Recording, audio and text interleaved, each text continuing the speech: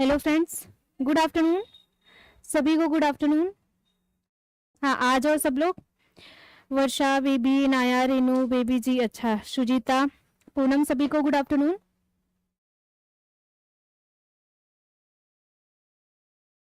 हाँ, एक बार बता दीजिए सारी चीजें क्लियर हैं, फिर आगे बढ़ते हैं। आज बहुत सारी नई नई चीजें देखने को मिलेंगी आपको आज की क्लास में। सभी को सभी को गुड आफ्टरनून। देखिए, आज का जो यहाँ पे ये प्रैक्टिस सेट है ना, ये बीएससी, हाँ, ये बीएससी का एक यहाँ पे जो है बीएससी या बीए, अभी जो न्यू आपका, अभी जब से ये सारी चीजें चेंज हुई है ना, तब से एक नया सिलेबस आपके बीएससी में या फिर बीए में हर एक कोर्स में जुड़ा हुआ है, ठीक है ना, जिसका नाम है प्राथमिक चिकित्सा। ठीक है, ये आवश्यक है, मतलब ये केवल आपको ये देखा जाता है कि क्या आपको इन सारी चीजों के बारे में नॉलेज है या नहीं है। इसका फाइनल रिजल्ट जो आता है, ये आपके जो एग्जाम होते हैं, एग्जाम का जो फाइनल रिजल्ट होता है उसमें ये ऐड नहीं होता, बस आपकी जानकारी के लिए होता है। एक तरीके से आप जो है यहाँ पे जब एडमिशन करवाने जाते हैं ना, तब आपसे ये क्वेश्चन करवाया जाता है, बस आप इतना जान लो।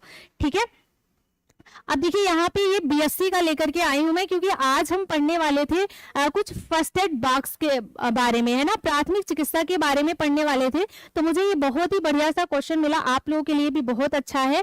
ठीक है, इसमें बहुत सारी नई चीजें आपको सीखने को मिलेंगी। इसमें औषधियों के बारे में, या फिर जब हमें कुछ डिजीज होता है तो कौन कौन से टेस्ट करवाए जाते हैं, इन सारी चीजों के बारे में नॉलेज है। और बहुत ही बढ़िया, चाहे आप बीए का एग्जाम दो या फिर बीएससी का दो, ये आवश्यक है। ठीक है ना, ये टॉपिक आपको कंप्लीट करना ही पड़ेगा। चलो अब देख लेते हैं, बस ये नॉलेज बेस पर इसका प्रयोग किया गया है। ठीक है ना, हाँ, चलिए अब देख लेते हैं। क्वेश्चन नंबर 1 है, स्टेपीज हड्डी कहाँ पे होती है। यहाँ पे ये 100 क्वेश्चन का सीरीज होता है। ठीक है, 100 क्वेश्चन में 30 क्वेश्चन आपका सही करना होता है। अगर आप 30 क्वेश्चन सही कर लेते हैं तो इसका मतलब आपको जो है पास मार्किंग मिल जाता है। लेकिन फाइनल रिजल्ट में इसका जो, आप चाहे 100 सही करो या फिर 30 सही करो, 40, 50 कितना भी सही करो, इसका जो मार्क होता है ना, ये आपके फाइनल रिजल्ट में नहीं जुड़ता है। ठीक है, हाँ, नॉलेज बेस पर यह करवाया जाता है। अब देखिए यहाँ पे है, स्टेपीज हड्डी होती है कहाँ पे, कलाई में, कलाई के जोड़ में, कान में, नाक में या फिर एड़ी में। वेयर इज द स्टेपीज, यहाँ पे बोन दिया गया है आपके, कहाँ पर होता है, ईयर में, नोज में बोन ये होता है, कहाँ पे होता है, हिंदी इंग्लिश दोनों लिखा गया है। अब हम लोग एडमिशन को क्या, हाँ, अब आप लोगों का हो गया है ना। ठीक है, मैं बता रही हूं आप लोगों की, अब ऐसा होता है। ठीक है, अब देखिए, स्टेपीज हड्डी आपने पढ़ा है हमारी कान की, अगर हम बात करें ना, तो कान में 3 हड्डियां पाई जाती है ना। मिस नाम आपने याद किया होगा, मिलियस, एनिकस एंड स्टेपीज जो होता है, ये 3 हड्डियां आपके कान में पाई जाती हैं। तो ये क्वेश्चन पूछा गया है किसमें, ये पहला क्वेश्चन है आज की क्लास का। तो आपको बताना है किसमें पाई जाती है, कान में। बी वाला ऑप्शन करेक्ट है। ठीक है ना, अब तो सेमेस्टर वाइज होने लगा आपका। देखिए, बीए हो या फिर आपका पोस्ट ग्रेजुएशन हो, ग्रेजुएशन हो, ये सब आप सेमेस्टर वाइज होने लगा ना। पहले ईयर होता था, अभी सेमेस्टर हो गया है। हाँ, अब आपको बताना है, क्वेश्चन नंबर 2 है, AHD आमतौर पर सबसे पहले निदान किया जाता है। पहले तो आपको ये समझना होगा कि ये जो AHD दिया गया है ना,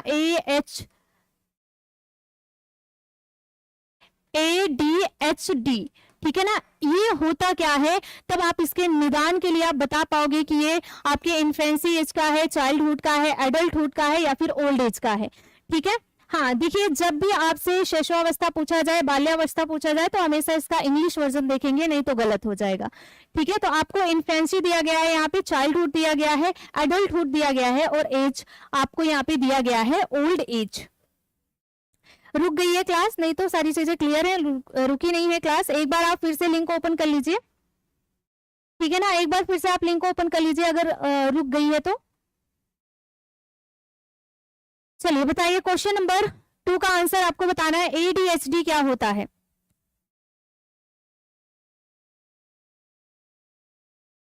ADHD होता क्या है, पहले तो ये बताओ, फिर आपको ये बताना है कि ये किस एज ग्रुप के लोगों में होता है।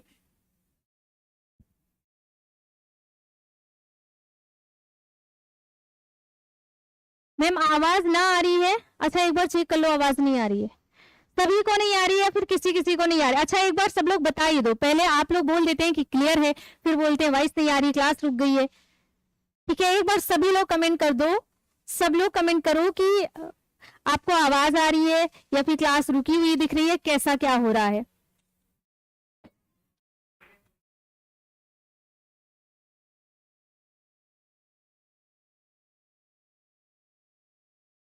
हाँ बताओ एक बार सब लोग।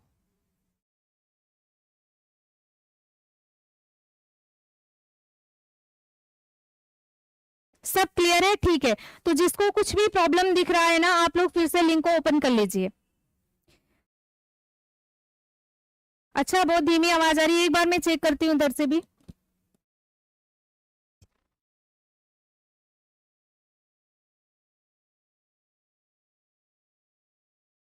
वो खुल गया, उसको लगा दो। हाँ चेक कर रहे हैं भाई।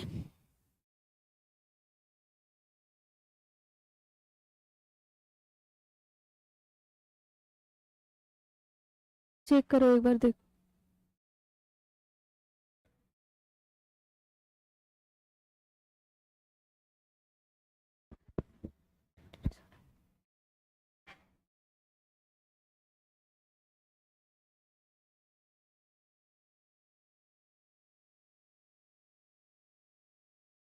अभी बताइए आप ठीक है? सही है, ठीक है ना?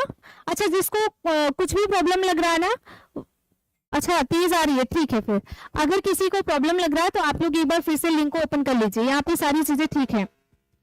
हाँ जिसको भी प्रॉब्लम लग रहा है ना, आप एक बार ठीक से फिर से लिंक को ओपन कर लीजिए, सारी चीजें सही हो जाएंगी। यहाँ से तो सारी चीजें सही है। चलिए देखिए, हम देख रहे हैं एडीएचडी क्या होता है। सबसे पहले तो आपको एडीएचडी जानना पड़ेगा कि इसका फुल फॉर्म क्या होता है, फिर आप इसके निदान के बारे में सोचेंगे, है ना। जब हम एडीएचडी की बात करते हैं ना, तो इसका मतलब है attention deficit hyper activity disorder, ठीक है ना। कहीं पे नोट डाउन कर लीजिए, ऐसे क्वेश्चन आपको आपके सिलेबस में नहीं मिलेंगे, आपको बहुत सारी बुक को ढूंढना पड़ेगा, तब जाकर के आपको ये चीजें मिलेंगी। ये बीएससी का है, ठीक है, फिर बता रही हूं मैं, ये बीएससी का है, ठीक है। आप देखिए यहाँ पे एडीएचडी का मतलब है attention deficit hyper activity disorder होता है। ये होता किसमें है, तो आपको बताना है चाइल्डहुड में होता है। किसमें होता है? चाइल्डहुड। चाइल्डहुड का मतलब होता है बाल्यावस्था। बाल्यावस्था भी आपने दो प्रकार का, दो स्टेज में पढ़ा है ना। एक तो होता है पूर्व होता है और दूसरा उत्तर होता है, ठीक है। पूर्व आपने पढ़ा है 2 से लेकर के 6 ईयर का होता है, और उत्तर जो होता है जिसे हम प्री एंड पोस्ट चाइल्डहुड के नाम से जानते हैं, जो पोस्ट होता है ना, ये 6 से लेकर के 12 ईयर का होता है। लेकिन यहाँ पे आपको उत्तर पूर्व या फिर पहले और बाद में नहीं बताना, प्री एंड पोस्ट नहीं बताना है, आपको बताना क्या है, केवल और केवल चाइल्डहुड बता देना है। ये होता क्या है, एडीएचडी का फुल फॉर्म क्या है, तो आपको बताना attention deficit hyper activity disorder, ठीक है। क्वेश्चन नंबर 2 का 2 वाला ऑप्शन करेक्ट है। ओके बहुत अच्छा।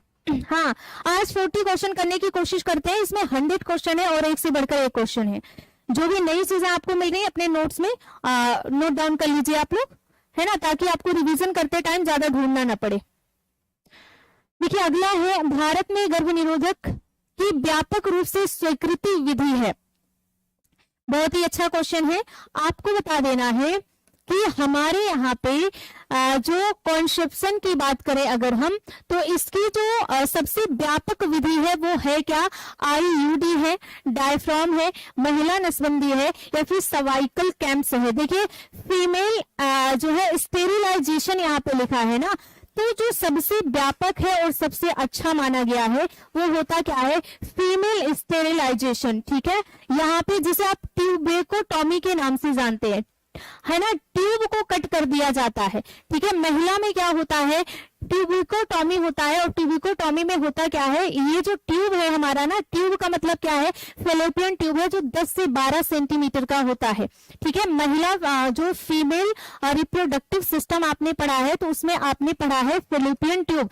सबसे मेन रोल किसका होता है, फेलोपियन ट्यूब का है। अगर फेलोपियन ट्यूब में कोई प्रॉब्लम है तो फिर आगे का जो प्रोसेस है, जो प्रेगनेंसी की कंटिन्यू करने की बात है या फिर प्रेगनेंसी की बात करें, तो वो सारी चीजें नहीं हो पाएंगी। पाएंगे, है ना। तो जो फेलोपियन ट्यूब होता है ना, इसके ट्यूब को कट कर दिया जाता है, और जब कट कर दिया जाता है तो यहाँ पे जो ओवा होता है, जो स्पर्म होते हैं ना, वो आपस में मिल नहीं पाते हैं, फर्टिलाइजेशन का प्रोसेस नहीं हो पाता है, और इसी को हम ट्यूबोटॉमी के नाम से जानते हैं, क्योंकि यहाँ पे ट्यूब को कट कर दिया जाता है, ठीक है। और यही पे यहाँ पे हिंदी में देखिए क्या लिखा है, यहाँ पे इंग्लिश में क्या लिखा है, तो आपको बताना है सी वाला ऑप्शन करेक्ट हो जाएगा, ठीक है ना। क्या हो जाएगा, बहुत अच्छा, सभी लोग प्रेजेंट हो जाओ जल्दी से, आज की क्लास बहुत ही बढ़िया होने वाली है, ठीक है। और कल संडे है, कल मॉडल पेपर 5 होगा, ठीक है ना। मॉडल पेपर 5 के लिए सब लोग रेडी हो जाओ अभी से। आज 7 बजे की भी क्लास होगी, बिल्कुल होगी। अगला क्वेश्चन है 4 है, देखिए लिखा है ट्यूबिकोटॉमी के बाद महिला प्रजनन का कौन सा हिस्सा अवरुद्ध हो जाता है। अभी मैंने स्टार्टिंग में भी बता दिया आप लोगों को, है ना। अब आपको बता देना है कि जब अगर किसी फीमेल का रिप्रोडक्टिव सिस्टम में ट्यूबिकोटॉमी हो रहा है तो इसके बाद क्या होगा, या फिर इसमें कौन सा ब्लॉक्ड होता है, आपको ये बताना है। फीमेल रिप्रोडक्टिव पार्ट का, ऑर्गन का कौन सा पार्ट होता है जो ब्लॉक हो जाता है ट्यूबिकोटॉमी के बाद, आपको ये बताना है। पहला दिया गया फेलोपियन ट्यूब होता है, गर्भाशय ग्रीवा जिसे आप कॉर्विक्स के नाम से जानते हैं, जो बेबी बर्थ के समय काम करता है, आप सभी को पता है, पूरा का पूरा डिटेल मैंने पढ़ाया है ना। या फिर गर्भाशय छिद्र है, यूटेरियन कैविटी होता है, या फिर इनमें से कुछ भी नहीं होता है। हाँ, बताते रहिए सब लोग। आज की क्लास में 40 क्वेश्चन करवाऊंगी, और थोड़ा सा स्पीड में अगर आप देंगे तो पूरा कंप्लीट हो पाएगा, 40 नहीं तो नहीं हो पाएगा, ठीक है। तो स्पीड आप लोग बनाओ जल्दी से। हाँ, सर भी आने लग जाएंगे भाई, उनका एग्जाम हो रहा है तो, है ना, इसलिए 1 महीने से नहीं आ रहे हैं, अब सर भी आने लग जाएंगे, फिर आगे की क्लास आपकी कंटिन्यू हो जाएगी। अब देखिए यहाँ पे अगर हम ट्यूबिकोटॉमी की बात करते हैं तो इसमें फेलोपियन ट्यूब को कट किया जाता है ना। अगर फेलोपियन ट्यूब कट हो गया तो फर्टिलाइजेशन का प्रोसेस नहीं हो पाएगा। आप सभी को पता है कि अगर मॉडल पेपर 11 बजे से होगा, कल गायत्री दिनकर जी, कल 11 बजे से आपका मॉडल पेपर 5 होगा, और हो सकता है अगर मुझे अच्छे से टाइम मिला तो कल 7 बजे की क्लास लूंगी मैं, ठीक है। कल आपको 11 से लेकर के लगभग 1:30 बजे तक की लगातार क्लास होगी आपकी, 125 क्वेश्चन का सीरीज होगा, और उसके बाद फिर 7 बजे से भी 1 घंटे की क्लास लेने की कोशिश करूंगी, ठीक है ना। अब देखिए यहाँ पे क्या होता है इसमें, तो आपको बताना है फेलोपियन ट्यूब कट कर दिया जाता है। फेलोपियन ट्यूब की लंबाई आपसे कई बार पूछी जाती है, तो फेलोपियन ट्यूब की लंबाई होती है 10 to 12 सेंटीमीटर, ठीक है ना, आपको ये ध्यान रखना है।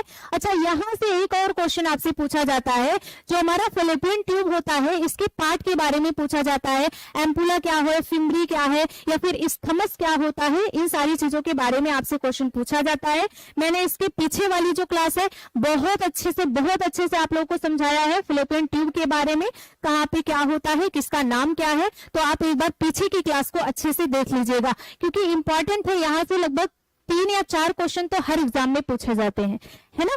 हाँ, बहुत अच्छा, तो इस पॉइंट को तो आप छोड़ ही नहीं सकते।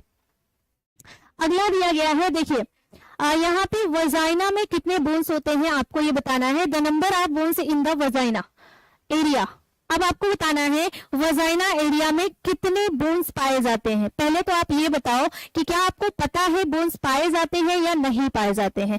देखिए, हिंदी भी पढ़ लीजिए आप, इंग्लिश भी पढ़ लीजिए, जो समझ आए आपको वो बताना है। यहाँ पे 3 पाए जाते हैं, 4, 5 या फिर 6।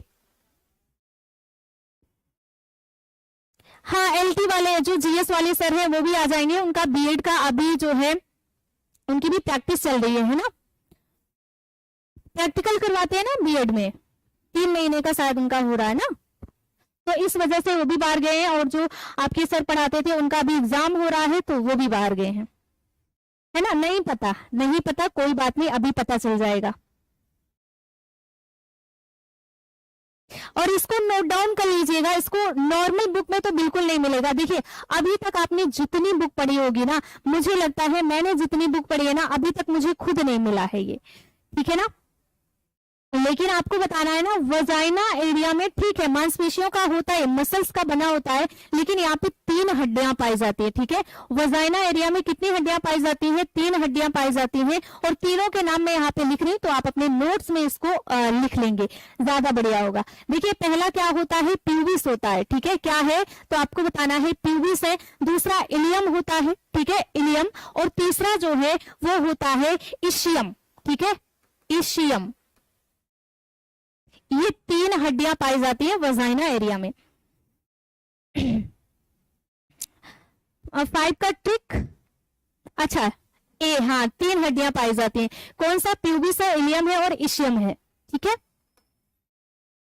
नॉर्मल बुक में बिल्कुल नहीं मिलेगा, इसीलिए बोलते हैं अगर हम प्रीवियस ईयर क्वेश्चन को सॉल्व करते हैं ना तो बहुत सारी नई चीजें मिलती है ना।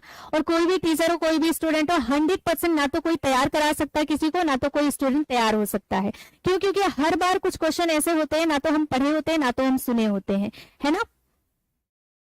अच्छा, बारिश का मौसम यहाँ भी है, कपूर जी यहाँ पे भी बारिश का मौसम है, बारिश नहीं हो रही अभी। देखिए अगला क्वेश्चन है 6 नंबर का है, किस भोजन में प्रोटीन का अधिक जैविक मूल्य होता है? यहाँ पे आपको बायोलॉजिकल वैल्यू के बारे में बताना है। Which food has more biological value of protein? अब बताइए, सोयाबीन है, एग है, या फिर गौरा दिया गया है, या फिर फिश है? हाँ, नोट डाउन कर लीजिएगा सभी लोग, ठीक है ना। ठीक है, इस भोजन का प्रोटीन वैल्यू सबसे ज्यादा होता है। देखिए आपने फर्स्ट क्लास का प्रोटीन पढ़ा है, सेकंड क्लास का प्रोटीन पढ़ा है क्लास में जब हमने हाँ प्रीवियस ईयर का भी कराऊंगी हेमलता जी, पहले हम टॉपिक वाइज कंप्लीट कर ले फिर प्रीवियस ईयर का चलेंगे, ठीक है ना। ये तो मुझे, मैं ऐसे ही कुछ देख रही थी, अचानक से मेरे सामने आया ही, ठीक है। और मैं जब क्वेश्चन पढ़ने लगी ना तो मुझे बहुत अच्छा लगा, मुझे लगा कि आप लोगों को ये चीज देनी चाहिए क्योंकि इसमें बहुत सारी नई नॉलेज है जो कि हमें बुक में जल्दी मिलती नहीं है ना। इस वजह से मैं ये लेके आई हूँ यहाँ पे। चलिए, अब आपको एक चीज पता है, अगर हम सोयाबीन की बात करें तो इसमें कितने % प्रोटीन पाया जाता है? 40 से लेकर के 42% पाया जाता है ना। लेकिन यहाँ पे आपको पूछा गया है कि बायोलॉजिकल वैल्यू किसका ज्यादा होता है, तो बायोलॉजिकल वैल्यू हमेशा जो मांसाहारी भोज्य पदार्थ होते हैं ना, जैसे अंडे की बात करें, हम फिश की बात करें, तो इसमें सबसे ज्यादा प्रोटीन पाया जाता है, इसका हाई वैल्यू होता है। तो यहाँ पे आप अंडे को सही लगाएंगे। वैसे देखिए ऑप्शन यहाँ पे तीनों सही है ना, सोयाबीन में भी प्रोटीन की अच्छी मात्रा पाई जाती है, अंडे में भी और मछली में भी पाई जाती है, लेकिन यहाँ पे ऑप्शन बी सही होगा, ठीक है ना। हाँ, 40 से लेकर के 42% पाया जाता है, बिल्कुल। और ये आपसे अभी प्रीवियस ईयर में क्वेश्चन पूछा गया है कि सोयाबीन में प्रोटीन की कितनी मात्रा पाई जाती है, 40 से लेकर के 42% पाई जाती है। ये क्वेश्चन आपसे पूछा भी गया है। चलिए अगला क्वेश्चन देखते हैं। विश्व स्वास्थ्य दिवस मनाया जाता है कब? 1 मार्च को, 7 अप्रैल को, 6 अक्टूबर को, या फिर 10 दिसंबर को? बताइए। World health day is celebrated, ठीक है ना। देखिए ये जो क्वेश्चन पेपर है ना, ये बीएससी का है और यहाँ पे जो करेक्ट आंसर माना गया वो एग ही माना गया है। वैसे आप एग भी लगा सकते हैं, फिश भी लगा सकते हैं। पहली बात तो नॉन वेजिटेरियन के 2 फूड देने ही नहीं चाहिए थे, या तो फिश देना चाहिए था या तो एग देना चाहिए था। सोयाबीन रिचर सोर्स है, ठीक है, ये प्राकृतिक जगत का, इसको हम अलग कर देते हैं, लेकिन इसके यहाँ पे जो करेक्ट आंसर माना गया है वो एग ही माना गया है, तो हम भी एग ही मानेंगे, है ना। तो ये वाला क्वेश्चन तो बहुत इजी है, कोई भी बता सकता है। कब? तो आपको बताना है 7 अप्रैल को विश्व स्वास्थ्य दिवस मनाया जाता है, 7 अप्रैल को, ठीक है। अगला क्वेश्चन है, कॉपर टी का कार्य है गैस्ट्रुलेशन बंद करना या फिर दरार बंद कर देना, उत्परिवर्तन की या फिर निषेचन बंद कर देना। कॉपर टी का आपको इसका फंक्शन बताना है कि कॉपर टी का फंक्शन क्या होता है, ठीक है। स्टॉप यहाँ पे गैस्ट्रुलेशन बंद करना या फिर क्रैक क्लोज करना, या फिर यहाँ पे दिया गया है मल्टीटेशन, या फिर स्टॉप फर्टिलाइजेशन, ठीक है ना।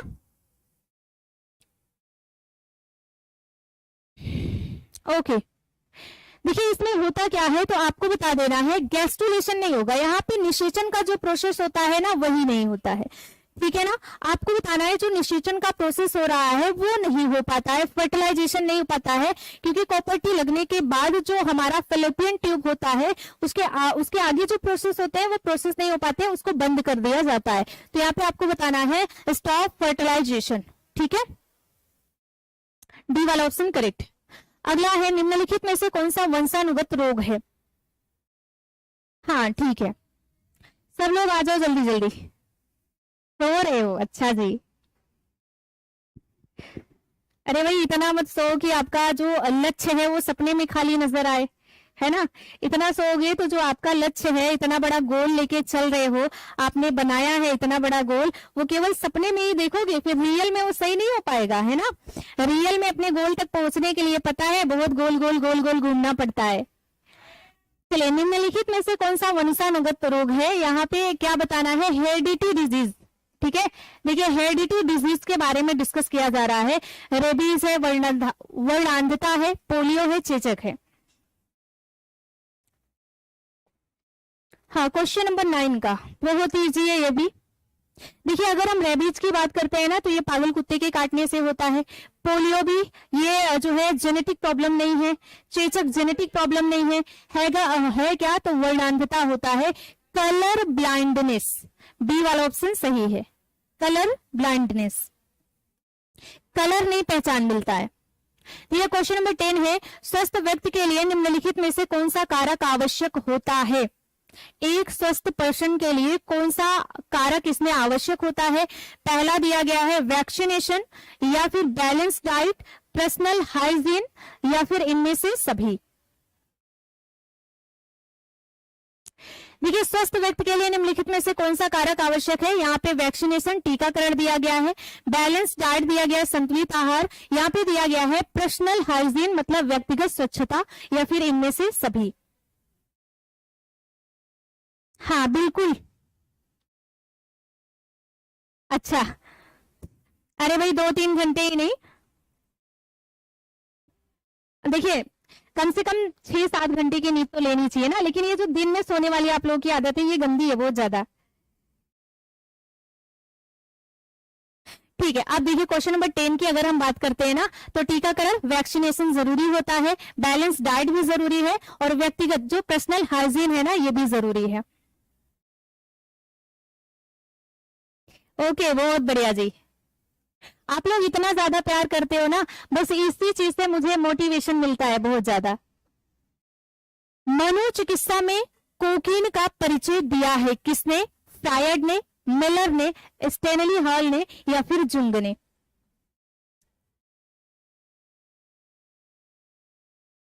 हाँ, इस क्वेश्चन का आंसर बताइए, क्वेश्चन नंबर 11।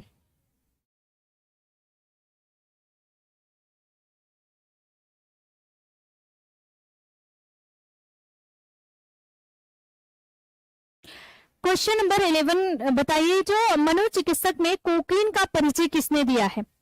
तो आपको बताना है फ्रायड ने दिया है, ठीक है ना। ए वाला ऑप्शन करेक्ट है।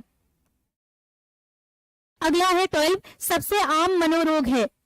सिजोफ्रेनिया मानसिक विकार है, चिंता है, अवसाद, उपयुक्त में से सभी। यहाँ पे दिया क्या गया है, सिजोफ्रेनिया मेंटल डिसऑर्डर, वरी, या फिर डिप्रेशन, या फिर इनमें से सभी। ठीक है, सबसे इजी मनोरोग कौन सा है।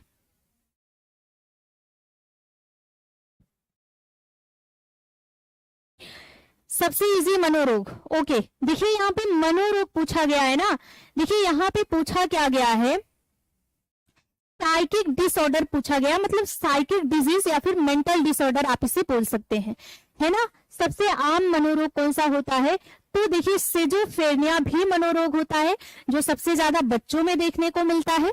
चिंता आपकी, वरी तो बहुत इजी है, बहुत आम है ना।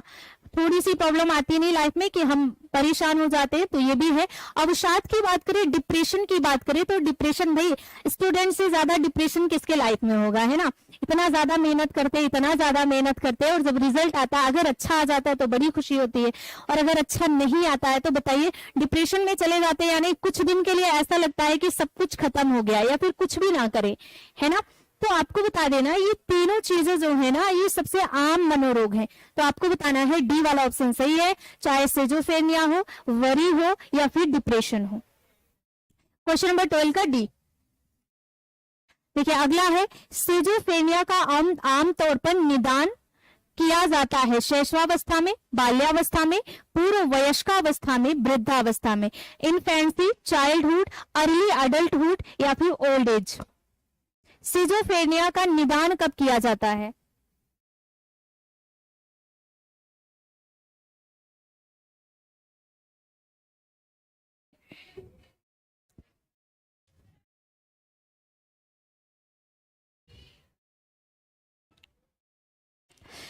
देखिए क्रैश कोर्स में ना 7 बजे की क्लास नहीं है, 7 बजे की जो क्लास होती है ना पब्लिक होती है। जो क्रैश कोर्स में क्लास है वो 11 बजे की क्लास है, ठीक है। और 11 बजे की क्लास लगभग 4 या 5 दिन या मान लो 1 वीक से नहीं चल रही है, 1 हफ्ते से आपकी जो 11 बजे की क्लास है वो नहीं चल रही है।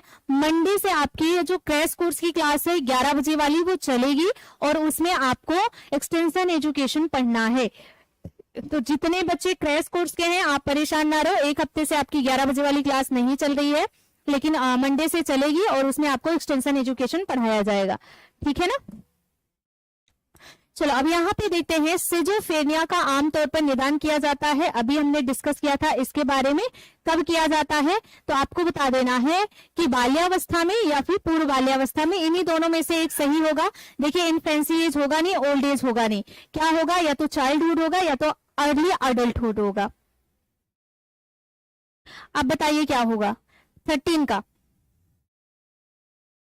ठीक है 13 का क्या हो जाएगा, बी होगा बाल्यावस्था में, ठीक है ना। सिजोफ्रेनिया का आमतौर पर निदान किया जाता है बाल्यावस्था में, चाइल्डहुड में, ठीक है। हाइपोथर्मिया के लक्षण क्या है,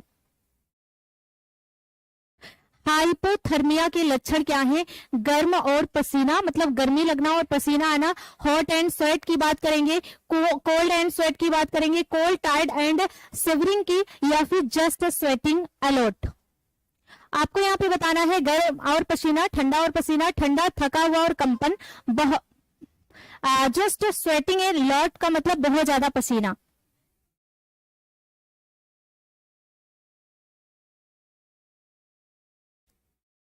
अच्छा रत्ना जी थैंक यू भाई।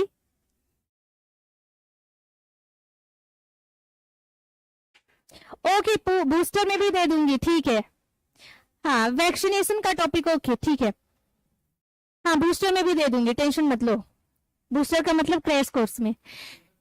देखिए जो हाइपोथर्मिया के लक्षण है ना, हाइपोथर्मिया के लक्षण क्या होते हैं तो आपको बताना है ठंडा थका हुआ और कंपन। हाँ सी वाला ऑप्शन सभी का सही है वाला क्वेश्चन। किस परिस्थिति में हताहत को ठंडी और गीली चादर में लपेटेंगे, कहने का मतलब है कि वो कौन सी कंडीशन है जिसमें हम व्यक्ति को कोल्ड एंड वेट सीट यहाँ पे ठंडी और गीली चादर में लपेटते हैं।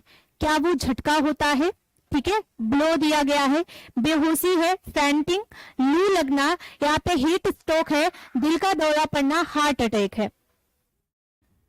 तो आप सभी को पता है अगर ठंडी चादर की बात की जाएगी ब्लो में नहीं किया जाएगा, फैंटिंग में नहीं किया जाएगा, लू लगना, हीट स्ट्रोक जो है इसमें किया जाता है। तो क्वेश्चन नंबर 15 का क्या हो जाएगा, सी वाला ऑप्शन करेक्ट है, ठीक है ना। क्वेश्चन नंबर 15 का सी वाला ऑप्शन करेक्ट हो जाएगा, हीट स्ट्रोक, लू का लगना।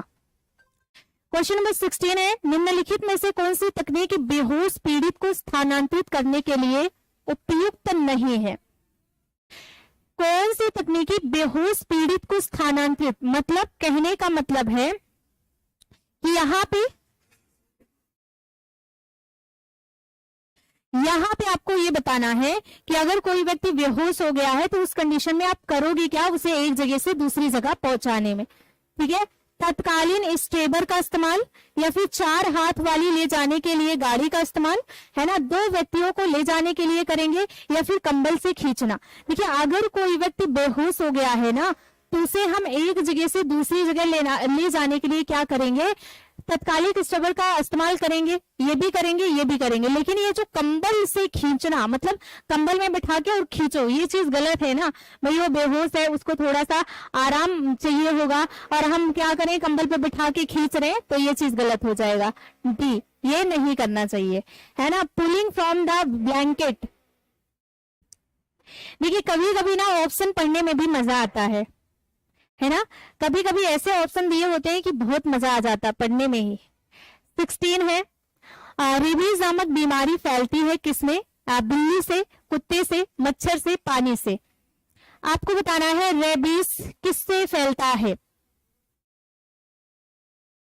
ना। जैसे है कि मतलब जो एक क्वेश्चन आपने पीजीटी में पढ़ा होगा कि शादी को बचाने के लिए, है ना, लंबे समय तक आपकी शादी चले, इसके लिए क्या होना जरूरी है? पत्नी का सुंदर होना, पति का ज्यादा पढ़ा लिखा होना, ज्यादा पैसे का होना, या फिर दोनों में समझदारी का होना, है ना। ये अभी पिछली बार पीजीटी का क्वेश्चन है। अब बताइए। अब देखिए, रेबीज नामक बीमारी फैलती है, तो आप सभी को पता है पागल कुत्ते के काटने से फैलती है, और इसमें एक सिम्टम्स होता है जिसे आप हाइड्रोफोबिया कहते हैं, पानी से डर लगना। 18 किडनी एक दिन में कितना पानी फिल्टर करती है?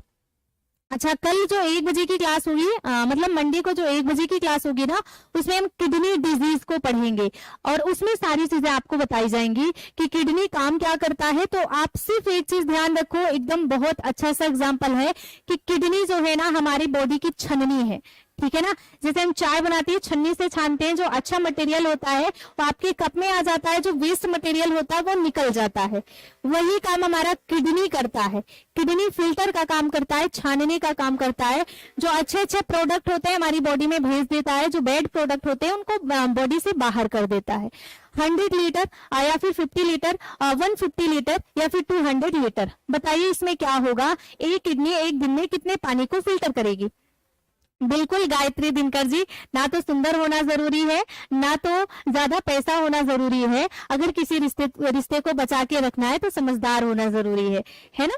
देखिए, सही अच्छी बुरी कंडीशंस हर लाइफ में आती है ना। जरूरी नहीं कि आज जैसी स्थिति है वैसे हमेशा रहे। आज पैसा है तो हमेशा पैसा रहे, या फिर आज पैसा नहीं है तो जिंदगी में कभी पैसा ही ना हो, है ना। ऐसा नहीं है। अगर आप मेहनत करेंगे और अच्छे से परिश्रम करेंगे, आगे बढ़ने की कोशिश करेंगे तो सारी चीजें पॉसिबल है।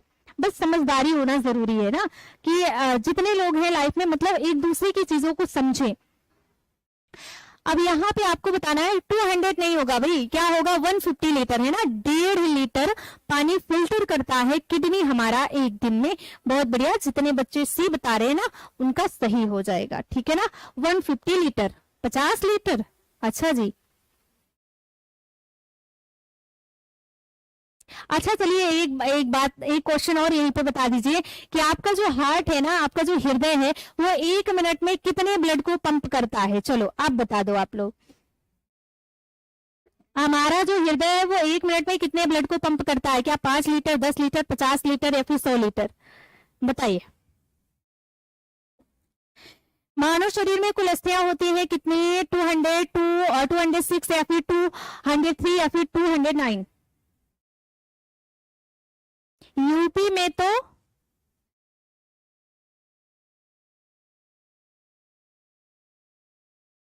हाँ बिल्कुल हेमलता जी, अभी एक न्यूज वायरल हो रहा है कि सफाई कर्मी पति अपनी पत्नी को पढ़ा करके एसडीएम बना देता है, और जब पत्नी की जॉब लग जाती है ना तो अपने पति को छोड़ देती है ना। अभी वही केस चल रहा है खूब, आपने न्यूज देखा होगा, सुना होगा। तो आप लोगों को पता है कि बताइए, मतलब जो इंसान उनको लाइफ में उनको एक नाम दिया, एक ओहदे तक पहुंचाया, उस इंसान को भूल रही है। गजब हो गया भाई, यही है कलयुग। तो ये हो गया बी। खोपड़ी की अस्थियां होती हैं 24, 39, 22 या फिर 62? हमारी खोपड़ी में कितनी अस्थियां होती हैं? बहुत इजी सा क्वेश्चन है, तो फटाक से इसको बता देते हैं। 22, 22 हड्डियां होती हैं। अब 22 हड्डियों के नाम किसको किसको याद है? आपकी खोपड़ी में मैंने आपको लर्न करवाया था ना, हमारे खोपड़ी में कितनी हड्डियां होती हैं? 22 हड्डियां होती हैं। वैसे टोटल मस्तिष्क में देखा जाए तो 29, 29 हड्डियां होती है, लेकिन मस्तिष्क में हमारे कितनी हड्डियां होती हैं? 22 हड्डियां होती है। 22 हड्डियों का नाम कमेंट बॉक्स में फटाक से लिख के भेज दो। पूरा का पूरा याद करवाया है मैंने आप लोगों को। अब हाथ की उंगली के लिए प्रयुक्त बैंडेज होती है। अगर हमें अपने फिंगर के लिए बैंडेज लेना है तो आप कितने इंच का बैंडेज लेंगे? क्या 1 इंच का लेंगे या फिर 2 इंच का लेंगे? 3 से लेकर के 4 इंच का लेंगे, 4 से लेकर 6 इंच का? याद है? ठीक है, फिर हाथ खड़ा कर दो सभी लोग। देखिए वर्षा जी ने हाथ ऊंचा कर दिया है, बहुत बढ़िया।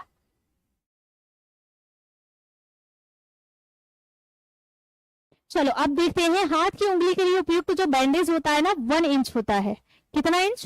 देखिए उंगली के लिए होना चाहिए ना, तो आपको बताना है हमारी उंगली के लिए 1 इंच चौड़ी होनी चाहिए।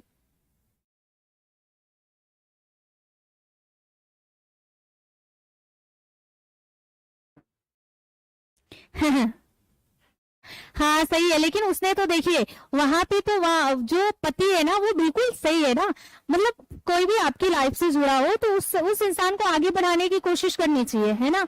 उसने तो अपना फर्ज निभाया, लेकिन अब पत्नी नहीं निभा रही है तो क्या कर सकते हैं। देखिए एबीसी का मतलब है, एबीसी का मतलब है वायु मार्ग श्वास परिवहन चरण। अच्छा इसको इंग्लिश में देख लीजिए, सबसे अच्छा है। एबीसी का मतलब क्या होता है, एयर वे ब्रीदिंग सर्कुलेशन, या फिर एयर वे ब्रीदिंग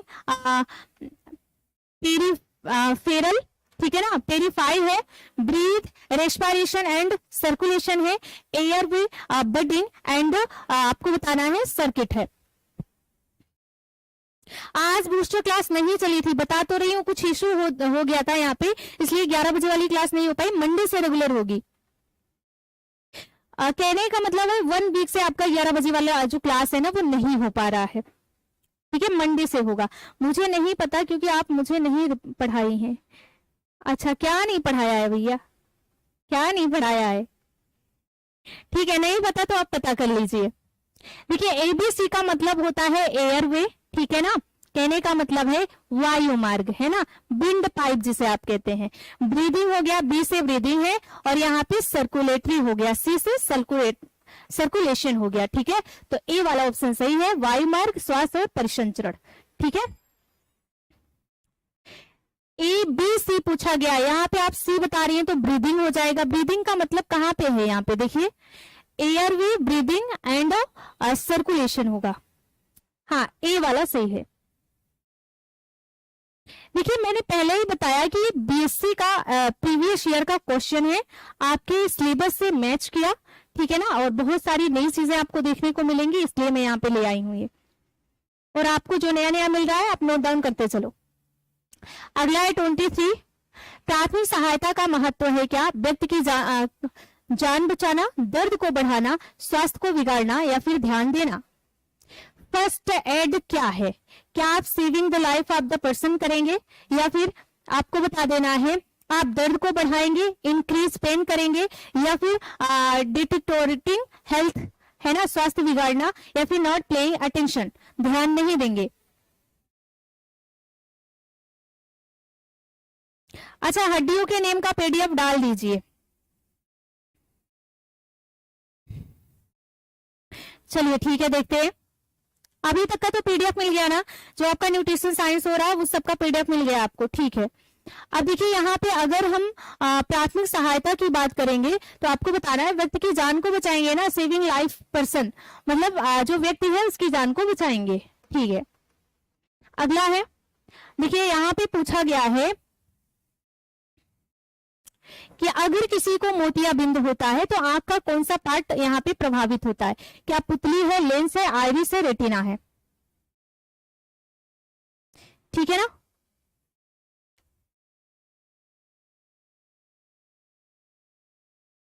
ठीक है बताइए। हाँ सेविंग लाइफ, बिल्कुल, कोई भी पर्सन है प्राथमिक चिकित्सा में हम उसकी जान को बचाएंगे, ना कि उसे और ज्यादा मतलब उसके घाव को बढ़ाएंगे या फिर स्वास्थ्य को बिगाड़ेंगे या फिर ध्यान नहीं देंगे, ये सारी चीजें नहीं होंगी। देखिए मोतियाबिंद में क्या होता है, आंखों का जो लेंस होता है ना वो प्रभावित होता है, ठीक है ना, लेंस प्रभावित होता है। अगला है FAST का तात्पर्य है, इसको नोट डाउन कर लो, कहीं पे भी जो नोट्स आप बार बार पढ़ते हो या फिर जहां पे भी आपने, कल आपको ट्रिक बताया गया था ना कि कौन सी डिजीज किस माध्यम से फैलता है और किस माध्यम में, जैसे वायरस की बात करें, बैक्टीरिया की बात करें, तो उसमें कौन कौन से डिजीज आते हैं, इसका एक ट्रिक बताया था मैंने ना, बस वहीं पे आपको इस चीज को भी नोट कर लेना है। FAST का तात्पर्य क्या है बताइए। FAST स्टैंड्स फॉर क्या है, चेहरे का गिरना, हाथ की कमजोरी, बोलने की कठिनाई और समय, फ्रैक्चर होना, हाथ, भाषण और समय होगा, चेहरा पीठ वाड़ी और उपचार है, चेहरा हाथ वाड़ी और उपचार है, बताइए। FAST देखिए यहाँ पे ड्रॉप ऑफ फेस, ठीक है, weakness of hand, difficulty and taming of speaking. तो आपको बता देना, जब भी आप ऐसे क्वेश्चन देखोगे ना, इंग्लिश वर्जन देखोगे अपने आप समझ आ जाएगा, हिंदी में पढ़ोगे तो बिल्कुल नहीं आएगा, समझ में नहीं आएगा पूछा क्या गया है ना। तो देखिए यहाँ पे FAST पूछा गया है, तो ड्रॉप ऑफ फेस हो गया, ठीक है, चेहरे का गिरना, वीकनेस ऑफ हैंड, हाथ की कमजोरी, difficulty and timing of speaking, है ना, तो बोलने की कठिनाई और समय। आपको बताना है ए वाला ऑप्शन करेक्ट हो जाएगा, ठीक है, क्वेश्चन नंबर 25 का ए वाला ऑप्शन करेक्ट है। चलिए आगे बढ़ते हैं। यौन संचरित रोग है, सेक्सुअली ट्रांसमिटेड डिजीज कौन से हैं, आपको ये बताना है। पहला है HIV, है ना, या फिर HPV है, या फिर हार्पिस है। 26 का आपको बताना है सेक्सुअली ट्रांसमिटेड डिजीज कौन सा है।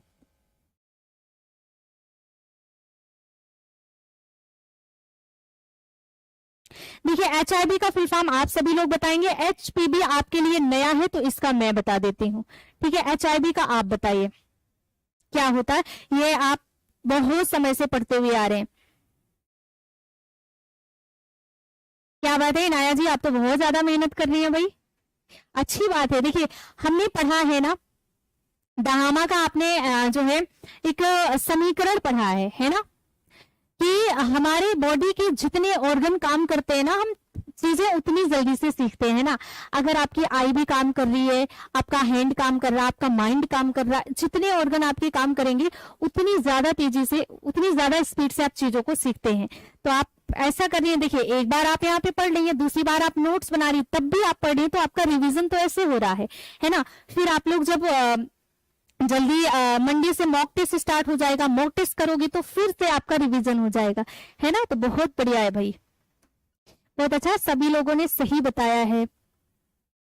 नीलिमा राय जी आपका मैसेज शो हो रहा है, मंडे से होगा, कुछ चीजें बाकी रह गई हैं, है ना, इसी वजह से आपका 11 बजे वाला क्लास भी रुका है, क्योंकि मॉक टेस्ट को तैयार करने में काफी ज्यादा मेहनत लग रहा है ना। अभी उसको सीरियल वाइज रखना है, तो कल संडे है, कल लगभग 3 से 4 घंटे का टाइम उसमें लगेगा, सीरियल वाइज जमाना है उसको कि कौन सा क्लास कब आपको देना है ना। Acquired immuno deficiency syndrome, syndrome कैसे होगा भाई, देखो ना क्या लिखा है, HIV, acquired immuno deficiency virus होता है, सिंड्रोम होगा कि वायरस होगा, बहुत जल्दी से बता दो कि वायरस है, सिंड्रोम है, क्या होगा।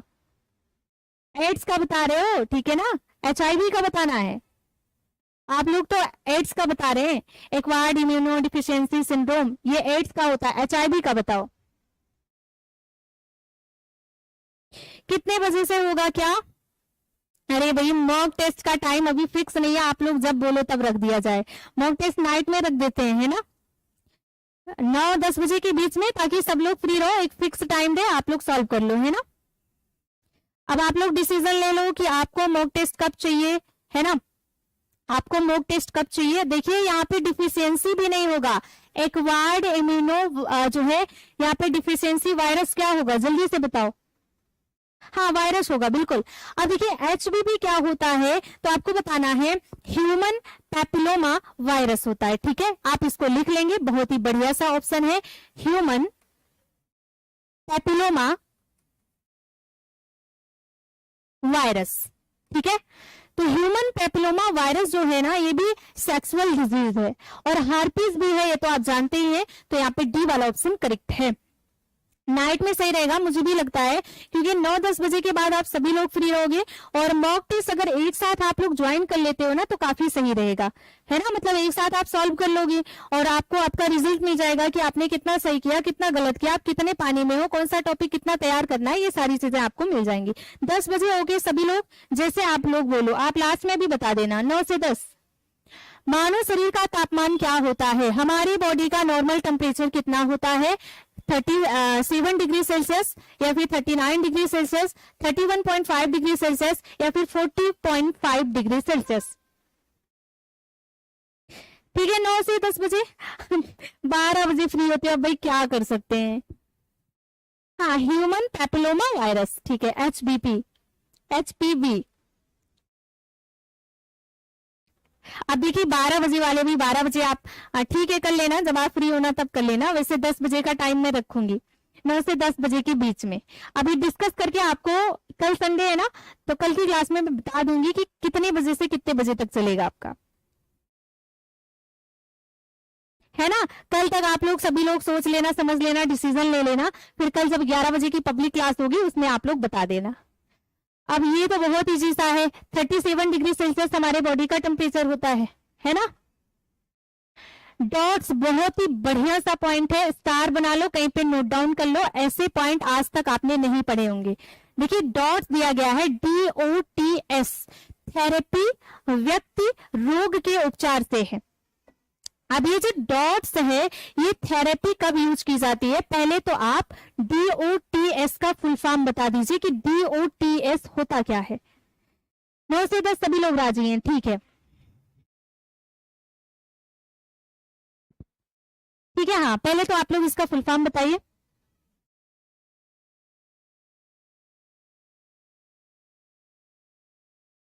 ठीक है ना,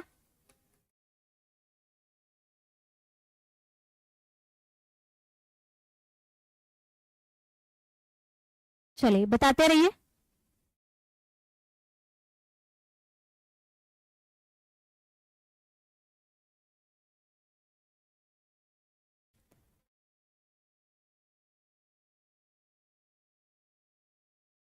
चलिए अब देखिए अगर हम डॉट्स की बात करते हैं, बहुत बढ़िया मैम,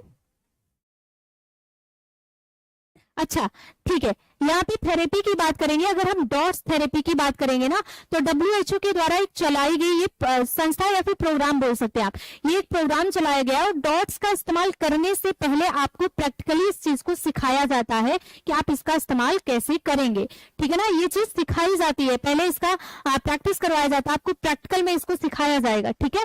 बहुत बढ़िया, देखिए इसका फुल फॉर्म होता है directly observe therapy short course, ठीक है ना। क्या है, directly observe therapy short course. अब ये इस्तेमाल कब किया जाता है, आपसे पूछा गया है कि डॉट्स का जो उपचार है किस कंडीशन में यूज करते हैं, क्या ये कुष्ठ रोग में, लेप्रोसी में, या फिर क्या ये ट्यूबरकुलोसिस में किया जाता है, ग्वाइटर में किया जाता है, या फिर मलेरिया में। तो आपको बताना है कुष्ठ रोग में ऐसी कोई थेरेपी नहीं होती है, घेगा में कोई थेरेपी नहीं होती, आप सभी को पता है आयोडीन की कमी होगी घेगा हो जाएगा, मलेरिया में ऐसा कुछ भी नहीं होता है। ये थेरेपी कब की जाती है, जब हमें टीबी होता है जिसे हम ट्यूबरकुलोसिस के नाम से जानते हैं।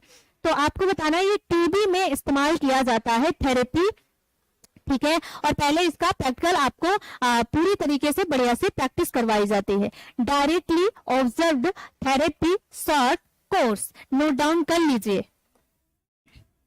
अगला है 29 है, निम्नलिखित में से कौन सा व्यवहार है जो हमें सड़क दुर्घटना से बचा सकता है। बहुत ही इजी सा क्वेश्चन, इतने बड़े हो गए ये क्वेश्चन तो बिना पढ़े आप कर सकते हैं। अब देखिए हमें सुरक्षा पेटी लगानी चाहिए, यहाँ पे बोला गया है कि आपको जो है वियर सेफ्टी बेल्ट, ठीक है, या फिर शराब पीना चाहिए, ड्रिंकिंग अल्कोहल, या फिर सीमित मात्रा में खाना चाहिए, eating food in limited quantity, या फिर तेज गाड़ी चलाना चाहिए, ड्राइविंग फास्ट। बताइए क्या होगा, क्या करेंगे। बहुत इजी, छोटे से बच्चे से पूछोगे ना, कोई छोटा बच्चा होगा वो भी बता देगा कि हमें सेफ्टी बेल्ट पहनना चाहिए, है ना, सुरक्षा पेटी लगानी चाहिए। ए वाला ऑप्शन सही हो जाएगा 29 का। अगला है, निम्नलिखित में से टिटनेस का वैसिलाई पाया जाता है। Tetanus bacilli were found in the following, ठीक है ना, वाटर, सॉइल एंड फूड।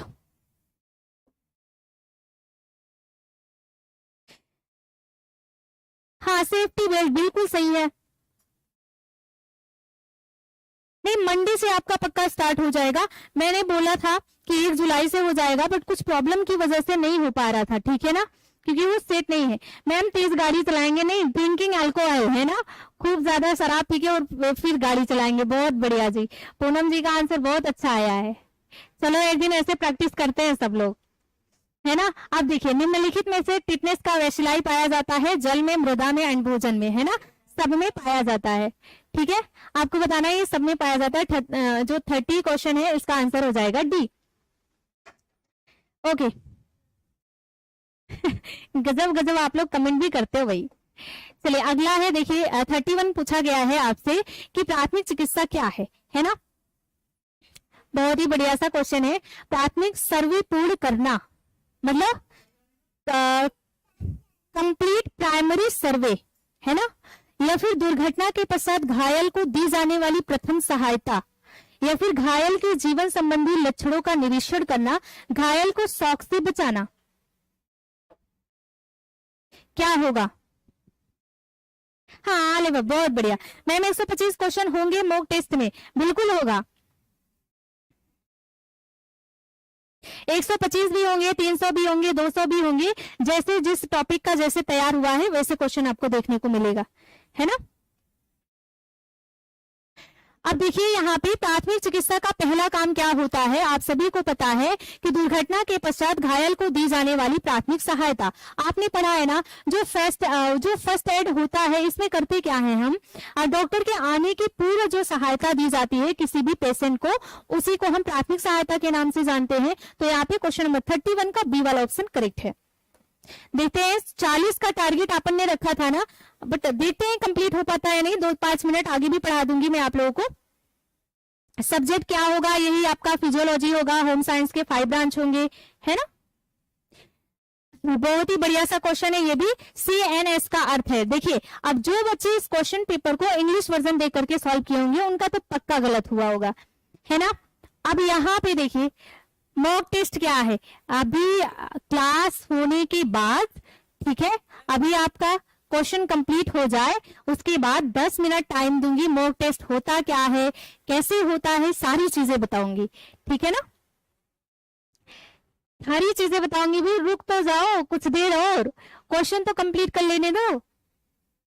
अब देखिए CNS का अर्थ है क्या, कपाल तंत्रिका तंत्र। इसीलिए बोलते हैं इंग्लिश वर्जन कभी भी एग्जाम देने जाओ ना, जो समझ में ना आए, जो बहुत अच्छे से समझ में आ रहा है हिंदी में देख के दे दो, लेकिन जो समझ में ना आए ना, इंग्लिश वर्जन 101% देखोगी तो आपका क्वेश्चन गलत भी होने वाला होगा तो सही हो जाएगा, ठीक है। कपाल तंत्रिका तंत्र है, केंद्रीय न्यूरॉन सर्वेक्षण है, कोर तंत्रिका तंत्र, केंद्रीय तंत्रिका तंत्र। अब आपसे पूछा गया है CNS, आपने सेंट्रल नर्वस सिस्टम पढ़ा है ना, जब आपने मस्तिष्क पढ़ा था तब आपने वहां पे पढ़ा है। देखिए यहाँ पे लिखा गया है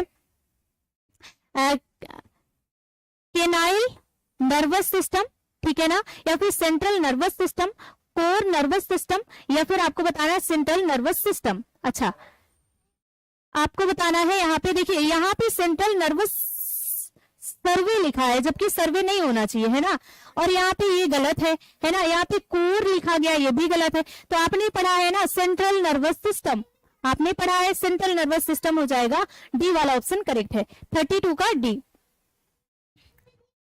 चलिए अगला है अत्यधिक रक्त हानि के लक्षण है।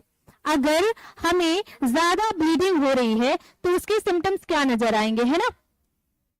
पहला दिया गया है पेल स्किन होगा, कंफ्यूजन होगा, या फिर डिजीनेस होगा, ऑल ऑफ एबव होगा, है ना। अब देखिए यहाँ पे अत्यधिक रक्त हानि हो रहा है तो पीली त्वचा स्किन येलो हो जाएगी, जिसमें पेल स्किन दिया गया है। कंफ्यूजन भ्रमित रहना, कंफ्यूजन होगा, भ्रमित रहने का मतलब है चीजों को समझ नहीं पाना, है ना, कंफ्यूज रहना। अगला है डिजीनेस होगा, चक्कर का आना, या फिर उपयुक्त सभी ऑल एबव होगा। तो अगर हमें ज्यादा ब्लीडिंग होती है ये सारे सिम्टम्स देखने को मिलेंगे, डी वाला ऑप्शन करेक्ट है 33 का।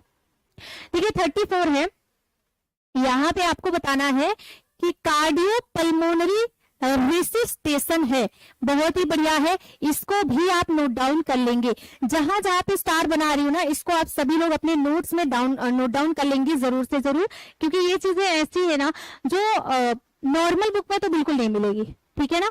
अब देखिए कार्डियो पल्मोनरी रेसिस्टेशन क्या है, व्यक्ति के जान बचाने का तरीका है, दवा देने का तरीका है, भोजन देने का तरीका है, उपरोक्त में से कोई नहीं है। बताइए ये क्या होता है, कार्डियो पल्मोनरी। अच्छा इतनी चीजें आपने समझ ली होगी, अगर कार्डियो लिखा गया है तो कार्डियो का संबंध हमारे हृदय से होता है, इतनी चीजें आपने समझ ली है। अब इतने दिन से पढ़ते आ रहे हो, कार्डियो सब सुनो और हृदय ना जोड़ो तो ये गलत बात है ना। अब देखिए कार्डियो का संबंध हमारे हृदय से है। अब कुछ ना कुछ चीजें यहाँ पे होती होंगी कि कार्डियो पल्मोनरी रेसिस्टेशन क्या है, बताइए। देखिए इसे हम शॉर्टकट में ना CPR के नाम से जानते हैं, ठीक है। अब चाहे आपसे कार्डियो पल्मोनरी रेसिस्टेशन पूछा जाए या फिर आपसे CPR पूछा जाए, ठीक है, CPR पूछा जाए। CPR का मतलब कार्डियो पल्मोनरी रेसिस्टेशन है, मैंने यहाँ पे शॉर्टकट में लिखा है। देखिए ये होता क्या है, आपने देखा है जब हमें हार्ट अटैक आता है, ठीक है ना, मान लो किसी व्यक्ति को हार्ट अटैक आया है तो आपने देखा है कि हार्ट को पंप करते हैं ना, प्रेशर से दबाते हैं, है ना। ऊपर से ही हम हार्ट को ऐसे बाएं तरफ दबाते हैं ना, ताकि जो पंप होने का प्रोसेस है, जो हार्ट बीट है वो व्यक्ति की सही से चले और जो ब्लड है उसका फ्लो अच्छे से हो जाए, तो हार्ट अटैक से बचाया जा सकता है।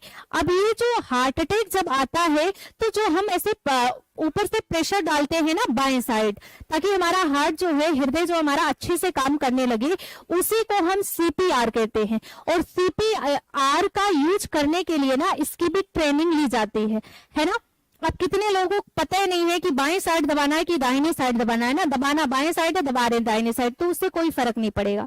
तो इसकी भी ना ट्रेनिंग दी जाती है, WHO की तरफ से व्यक्ति को ट्रेनिंग दी जाती है CPR का इस्तेमाल करने के लिए। और CPR का मतलब है कार्डियो पल्मोनरी रेसिस्टेशन। हार्ट अटैक अगर किसी पर्सन को आता है तो बाएं साइड प्रेशर के साथ ऐसे दबाया जाता है, उसी को हम कहते हैं। और ये है क्या, तो व्यक्ति की जान बचाने का एक तरीका होता है। बताइए कितने लोगों ने CPR का नाम सुना था? अगर आपने सुना था तो बहुत अच्छी बात है, और नहीं सुना था तो अब सुन लो, नोट डाउन कर लो, ठीक है ना। ए सेविंग लाइफ बिल्कुल सही है, मेथड ऑफ सेविंग लाइफ होता है, ठीक है ना, बिल्कुल आप लोग सही बता रहे हैं नीलिमा जी। देखिए अगला है, अच्छा 35 देख लेते हैं। अच्छा सबको, किसको पता था? वर्षा को पता था, ठीक है। अब देखिए 35 ही देखेंगे आज, 40 नहीं हो पाएगा। अब देखिए यहाँ पे 100 क्वेश्चन है, इस टॉपिक में 100 क्वेश्चन है। और एक बार कमेंट करके बता दूं कि इस क्वेश्चन को कंप्लीट करने में मजा आया या नहीं आया।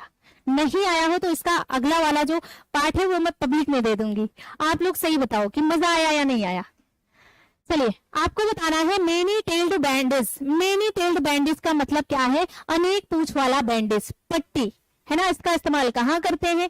उदर में करते हैं, एब्डोमेन में, नेत्र में करते हैं, आई में, सिर पे, हेड में, या फिर पैर, फुट में। हाँ एक बार सभी लोग कमेंट कर दो कि मजा आया या नहीं आया।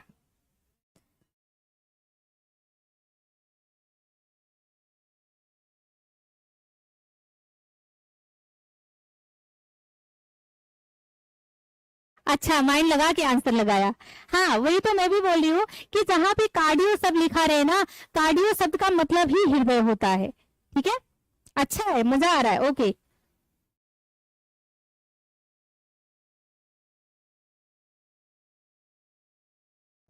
भाई आप लोग भी बहुत मेहनत करते हो, सही है, ठीक है। चलिए तो बताइए जो मेनी टेल्ड बैंडेज होते हैं इनका इस्तेमाल कहाँ किया जाता है? अनेक पूंछ वाला बैंडेज। अच्छा ये क्वेश्चन आप लोग ढूंढ के लाओगे, कहीं से भी लाओगे, कल यहीं से, कल का मतलब कल तो संडे है, मंडे से यहीं से स्टार्ट करेंगे, ठीक है। अब ये क्वेश्चन आप लोग ढूंढा ढांडी करो, चाहे जितना बुक पढ़ो है ना, चाहे नेट से सर्च करो, गूगल पे देखो, बहुत मजा आ रहा, बहुत बढ़िया जी। चलिए अब इसका पार्ट 2 होगा मंडे को, और आज शाम की भी क्लास होगी, ठीक है। बहुत ज्यादा मजा आ रहा है, क्या बात, जितना मजा आपको पढ़ने में आ रहा है ना उससे ज्यादा मुझे पढ़ाने में आ रहा, क्योंकि यहाँ पे बहुत सारी नई चीजें, अभी तो और बहुत नई चीजें आपको देखने को मिलेंगी, है ना। नए क्वेश्चन है बिल्कुल, 100 क्वेश्चन का सीरीज है। स्वागत है नीलिमा जी, बताइए आज का क्वेश्चन आपको, आज का सेशन कैसा लगा? आप आज आपकी फर्स्ट क्लास है। रत्ना जी का 2 गलत हुआ, बहुत बढ़िया जी। हाँ ये भी बता दो कि 34 में आपने गलत कितना किया? पूंछ वाला बैंडेज, बिल्कुल, जिसमें अनेक पूंछ होते हैं ना। देखिए मेनी टेल्ड बैंडेज, अनेक पूंछ वाला बैंडेज।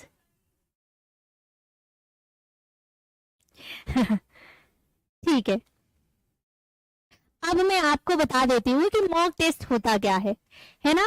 काफी बच्चे पूछ रहे हैं, भाई जब आप क्लास के बीच में पढ़ते हो, पूछते हो ना, तो थोड़ा सा ना माइंड डिस्टर्ब हो जाता है। कहने का मतलब ये है कि ये जो एक माइंड सेट बना रहता है ना क्लास लेने का, वो चीजें, वो ध्यान किसी और तरफ चला जाता है ना, इसीलिए मैं बोलती हूँ कि आप लोग लास्ट में पूछ लिया करो।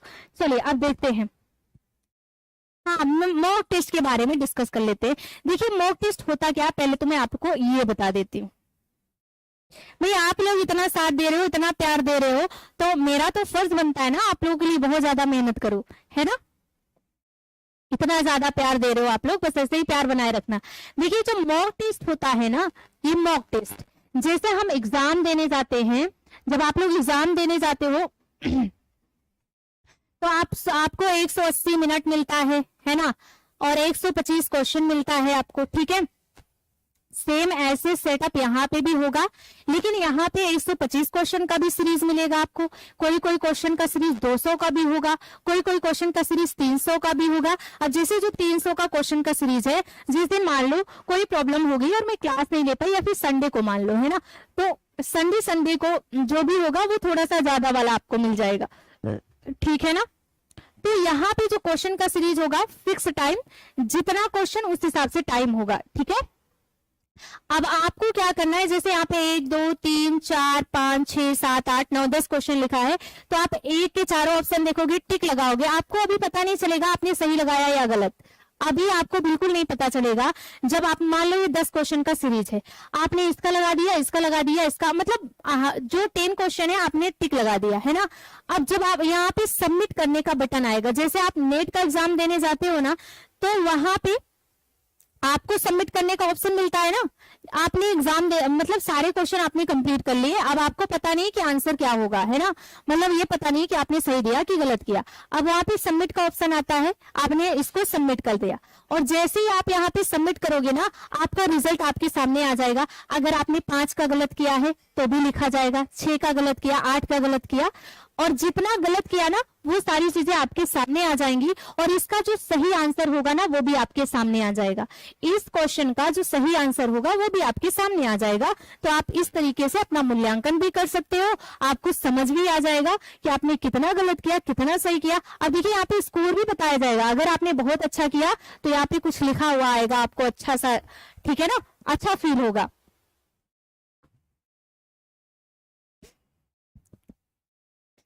हाँ, टॉपिक वाइज ही होगा, टॉपिक वाइज मॉक टेस्ट होगा। अब देखिए जो टेस्ट सीरीज आपका जो मतलब अभी जो व्यवस्थित हो रहा है, एक तरीके से मैं बोलूं, अब देखिए उसमें 1-2 टॉपिक ऊपर नीचे हो सकता है, क्योंकि हम लोगों को ही इसको अरेंज करना है, तो हो सकता है इतने सारे क्वेश्चन पेपर, हो सकता है 1-2 टॉपिक ऊपर नीचे हो जाए, तो उसमें कोई प्रॉब्लम नहीं होगी आपको, चाहे टॉपिक आगे मिले पीछे मिले क्या फर्क पड़ता है, लेकिन होगा टॉपिक वाइज ही, ठीक है।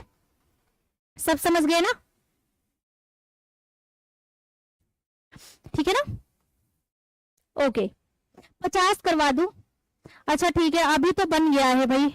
अब जो नए बंदे हैं उसको भले मैं 50 करवा सकती हूँ, लेकिन जो बनकर के रेडी हो गया उसको तो अब नहीं करवा सकती हूँ, क्योंकि फिर ऐप वाले बोलेंगे भाई आप लोग एक बार में डिसीजन ले लिया करो, हमको इतना मेहनत करवाते हो, है ना। देखिए एक चीज तैयारी करने के लिए कितने लोग जुटे हैं, है ना। आपका मॉक टेस्ट करवाने के लिए हम लोग भी यहाँ पे जुटे हैं, वहां पे ऐप वाले भी जुटे हैं, वो भी काम कर रहे हैं, हम भी काम कर रहे हैं, है ना। और जब आप लोग अपना काम करने लग जाओगे ना, तब पता चलेगा कि एक चीज को करने में कितना मेहनत लगता है ना। देखिए ये टाइम वाली बात ना मैं आपको कल बताऊंगी, क्योंकि मुझे भी पूछना पड़ेगा कि ये टाइम कब सही रहेगा, कब सेट किया जाए, है ना। चलिए तो मिलते हैं अब 7 बजे की क्लास में एक नए सेशन के साथ, नए क्वेश्चन के साथ, मजे से करेंगे क्वेश्चन। आज की शाम वाली जो क्लास है ना, इसमें भी बहुत शानदार क्वेश्चन है, बहुत सारी नई नई चीजें आपको सीखने को मिलेंगी। लेकिन शाम की क्लास, हाँ ठीक है, okay, thank you.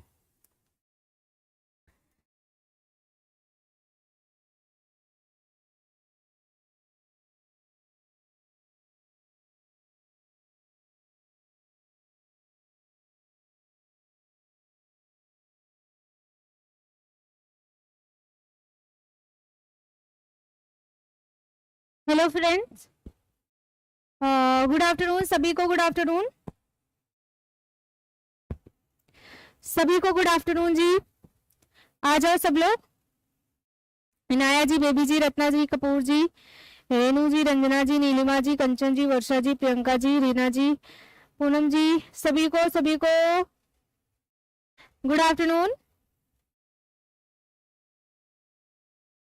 Sujita ji good afternoon, Shalini ji good afternoon, सभी को गुड आफ्टरनून।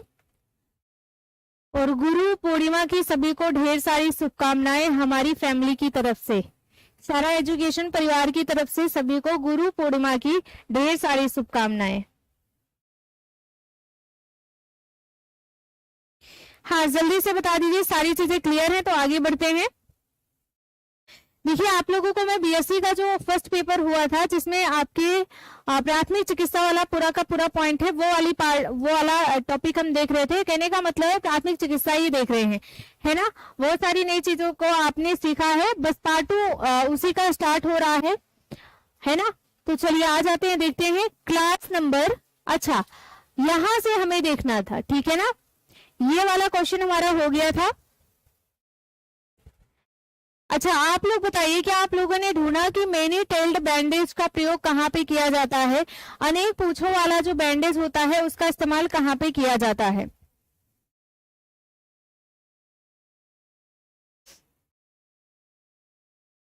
अब देखिए जब हम बात करते हैं अनेक पूंछों वाले बैंडेज की ना, तो ये नेत्र पर किया जाता है। कहाँ पे, तो आपको बता देना इसका इस्तेमाल आंखों पर किया जाता है। बी वाला ऑप्शन करेक्ट है। अगला है दवाओं के दुष्प्रभाव व विष का अध्ययन किया जाता है किसमें, बताइए। दवाओं के प्रभाव व विष का अध्ययन किया जाता है, राधे राधे जी। पहला दिया गया है फार्मेसी में, कीमोथेरेपी में, टॉक्सोलॉजी में, टॉक्सिकोलॉजी में, या फिर सभी में। हाँ आई पर किया जाता है, बिल्कुल। 36 का आंसर बताइए। दवाओं के दुष्प्रभाव व विष का अध्ययन किसमें किया जाता है। देखिए कीमोथेरेपी का संबंध किससे होता है। कीमोथेरेपी का संबंध न कैंसर से होता है, कैंसर में कीमोथेरेपी यूज किया जाता है। यहाँ पे दवाओं के दुष्प्रभाव और विष का अध्ययन किसमें किया जाता है, टॉक्सिकोलॉजी में किया जाता है। सी वाला ऑप्शन करेक्ट हो जाएगा, सभी नहीं होगा, यहाँ पे टॉक्सिकोलॉजी हो जाएगा। क्वेश्चन नंबर 36 का सी वाला ऑप्शन करेक्ट है। किसी रोग के प्रति प्रतिरोधक क्षमता या उससे सुरक्षित रहने की अवस्था को कहते हैं, क्या कहते हैं। पहला है एंटीजन कहेंगे, एंटीबॉडी, रोग प्रतिरक्षा, ठीक है ना, या फिर आपको बताना है सभी को कहते हैं। हाँ कीमोथेरेपी का इस्तेमाल कैंसर में किया जाता है।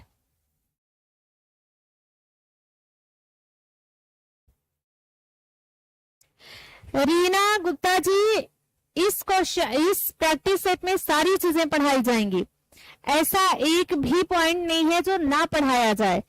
आपका फिजियोलॉजी, हेल्थ साइंस, और अगर हम बात करें न्यूट्रिशन साइंस की, चाइल्ड डेवलपमेंट की, या फिर टेक्सटाइल की बात करें, होम मैनेजमेंट की बात करें, एक्सटेंशन एजुकेशन की बात करें, सारी चीजें इसमें पढ़ाई जाएंगी, है ना। ऐसा एक भी पॉइंट नहीं है, ठीक है ना। एक उत्तर देख लो, बेबी जी क्या बोल रही हैं, ठीक है ना। तो सारे पार्ट इसमें कंप्लीट करवाए जाएंगे। अब देखिए किसी रोग के प्रति प्रतिरोधक क्षमता, उससे सुरक्षित रहने की अवस्था को कहते हैं एंटीजन कहेंगे, एंटीबॉडी कहेंगे, रोग प्रतिरक्षा के नाम से जानते हैं, या फिर क्या होगा। अच्छा दिख नहीं रहा है, थोड़ा सा छोटा बड़ा कर दो इसको। ओके मैं सही करवा रही हूं। अच्छा यहां से मैं देखूं हो जाएगा, अभी दिख रहा है, बताइए।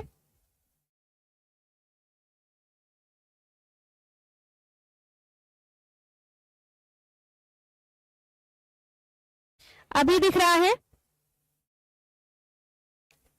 एक वाले का उत्तर, क्वेश्चन नंबर 1 तो बहुत ऊपर चला गया है ना।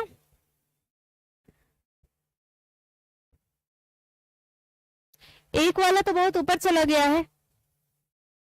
हाँ लास्ट में देख लेंगे, कोई बात नहीं है, लास्ट में देख लेंगे, ठीक है ना। अब देखिए यहां पे आपको क्या बताना, अभी दिख रहा होगा सभी को, अब दिख रहा है।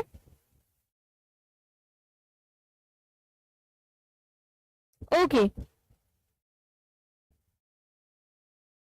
अब चलिए यहां पे देखते हैं। अब दिख रहा होगा सभी को, क्वेश्चन दिख रहा होगा, मुझे तो दिख रहा है, यहाँ पे सारी चीजें क्लियर दिख रही हैं।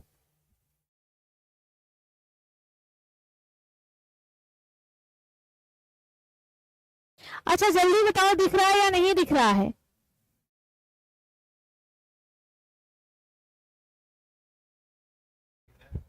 हाँ यहाँ पे तो दिख रहा है पूरा, अच्छे से दिख रहा है, ऑप्शन नहीं दिख रहा है।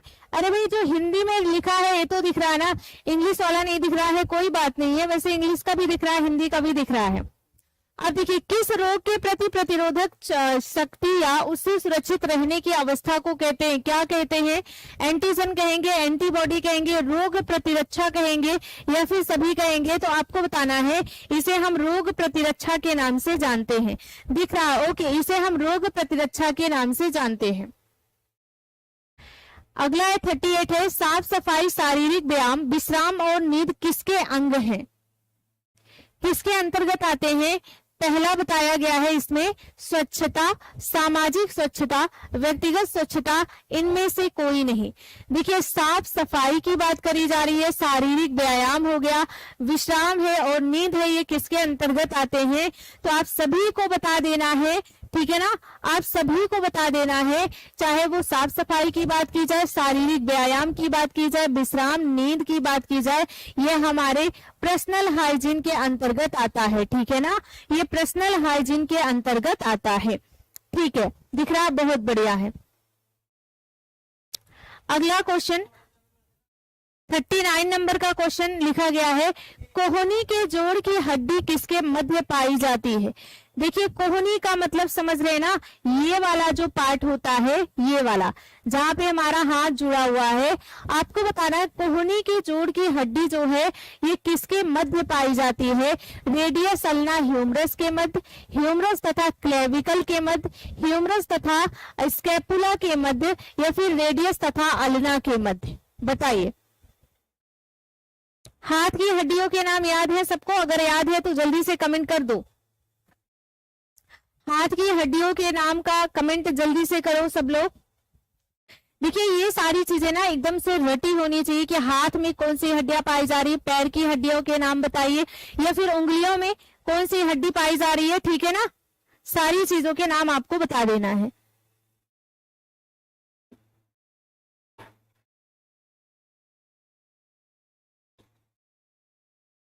गिर गया। चलिए बताइए। देखिए, जब हम बात करेंगे कोहनी के जोड़ की हड्डी, पहले तो हाथ की हड्डियों को सीक्वेंस से लिख लीजिए। सबसे ऊपर के भाग को, इसको हम क्या कहेंगे? तो आपको बता देना है, सबसे ऊपर के भाग को हम कहते हैं ह्यूमरस, है ना? उसके बाद क्या आएगा? आपको बताना है रेडियस आता है, ठीक है ना? अल्ना आ जाएगा। इसके बाद आपको बता देना है कॉर्पल होता है ना? और मेटाकॉर्पल होता है, और क्या होता है? फ्लेंजिज। मैंने आप लोगों को रटवा दिया है एकदम से, अगर किसी को नहीं रटा है तो रट लो, ठीक है ना? रट लो, काम आएगा। देखिए, ह्यूमरस एक पाया जाता है, रेडियस एक होता है, अल्ना एक होता है, कॉर्पल 8 होता है, मेटाकॉर्पल 5 होता है, फ्लेंजिस कितना होता है? जल्दी से बता दो सभी लोग। फ्लेंजिस कितना होता है? सिर्फ आपको ये बताना है, उंगलियों की जो जोड़े पाई जाती हैं उसे हम फ्लेंजिस कहते हैं। फ्लेंजिस की संख्या कितनी होती है, टोटल कितनी होती है, ये आपको बताना है, ठीक है? जो थोड़ा सा टफ था मैंने बता दिया। अब देखिए, आपसे पूछा गया है कोहनी के जोड़ की हड्डी किसके मध्य पाई जाएगी? ये वाला पोर्शन बताना है और ये वाला, इसके बीच में ही कोहनी का जोड़ पाया जा रहा है ना, तो आपको बताना है ऊपर के भाग को तो हम क्या कहते हैं? ह्यूमरस कहते हैं। ह्यूमरस और रेडियस या फिर अल्ना के बीच की हड्डी को हम हाथों की कोहनी के नाम से जानते हैं। तो देखिए, यहाँ पे रेडियस और अल्ना दिया गया है, ठीक है? यहाँ पे देखिए रेडियस अल्ना और ह्यूमरस दिया गया है, ठीक है ना? रेडियस, अल्ना और ह्यूमरस, ठीक है? अगला है, देखिए ह्यूमरस और क्लेविकल दिया है। ह्यूमरस ये है और क्लेविकल ये जो हमारे गले की हड्डी होती है जहां पे हम नेकलेस पहनते हैं ना, इसे हम क्लेविकल के नाम से जानते हैं। ह्यूमरस तथा स्कैपुला, देखिए ह्यूमरस ये है और ये जो पीठ की हड्डी है जहां से हमारा हाथ पीछे से जुड़ा होता है ना, इसे हम स्कैपुला कहते हैं, यहाँ वाले पोर्शन को, ठीक है? रेडियस तथा अल्ना, रेडियस यहीं पे पाया जाता है, ये छोटी उंगली के बीच की हड्डी को हम अल्ना कहेंगे और अंगूठे की हड्डी को हम रेडियस कहते हैं, ठीक है? अब बताइए किसके किसके बीच पाया जाएगा? बहुत बढ़िया, जो फ्लेंजिस होता है वो 14 पाया जाता है, ठीक है? अब बताइए कितना सही है, कौन सा सही है, कौन सा गलत है? अब बताइए इसमें कौन सा ऑप्शन मैंने पूरा का पूरा डिटेल में बता दिया है, ठीक है?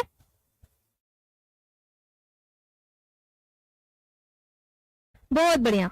हाँ, ब्यूटी बोन कहते हैं ना, क्लेविकल को ये वाली हड्डी होती है, ठीक है, जहां पे नेकलेस पहनते हैं। अब बताइए कौन सा सही है, ऑप्शन जल्दी से बता दीजिए।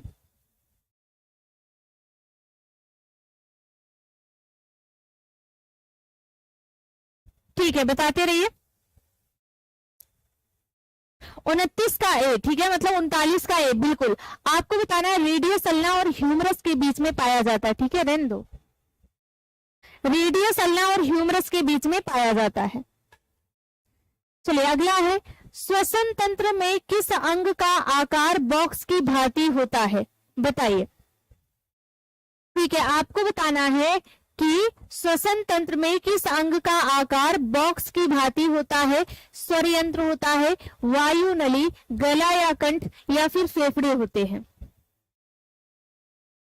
ठीक है,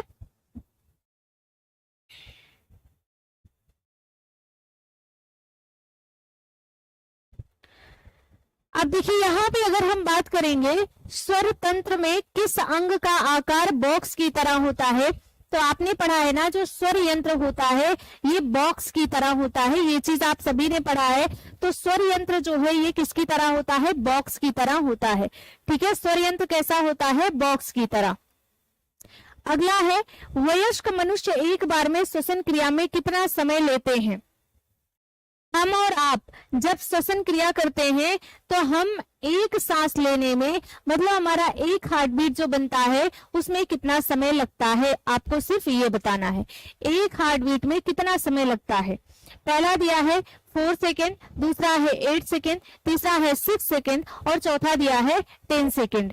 तो मैंने आप लोगों को एक चीज पढ़ाई है ना, जब हमने हृदय को देखा था तो हृदय में एक बात करी थी, जब डायस्टोल होता है हमारा हृदय तब 0.5 सेकेंड लगता है, जब सिस्टोल होता है 0.3 सेकेंड लगता है, दोनों को मिला करके 0.8 सेकेंड लगता है एक हार्ट बीट में। तो आपको बताना है एक हार्ट बीट में कितना समय लगता है, 8 सेकेंड नहीं होगा, 0.8 सेकेंड लगता है। ठीक है ना, कितना लगता है, तो आपको बताना है 0.8 सेकेंड लगता है। जो बच्चे 4 बता रहे, 6 बता रहे, 10 बता रहे, उनका गलत हो जाएगा। जो बच्चे बी बता रहे हैं वो बिल्कुल सही जा रहे हैं। 0.8 सेकेंड का समय लगता है एक हार्ट बीट में, ठीक है, एक श्वसन क्रिया में। अगला क्वेश्चन है, बाएं फेफड़े में कुल कितने भाग होते हैं, बताइए। बाएं फेफड़े में कुल कितने भाग होते हैं, 3, 2, 3, 6, 10। हाँ, 0.8 सेकेंड, बहुत बढ़िया।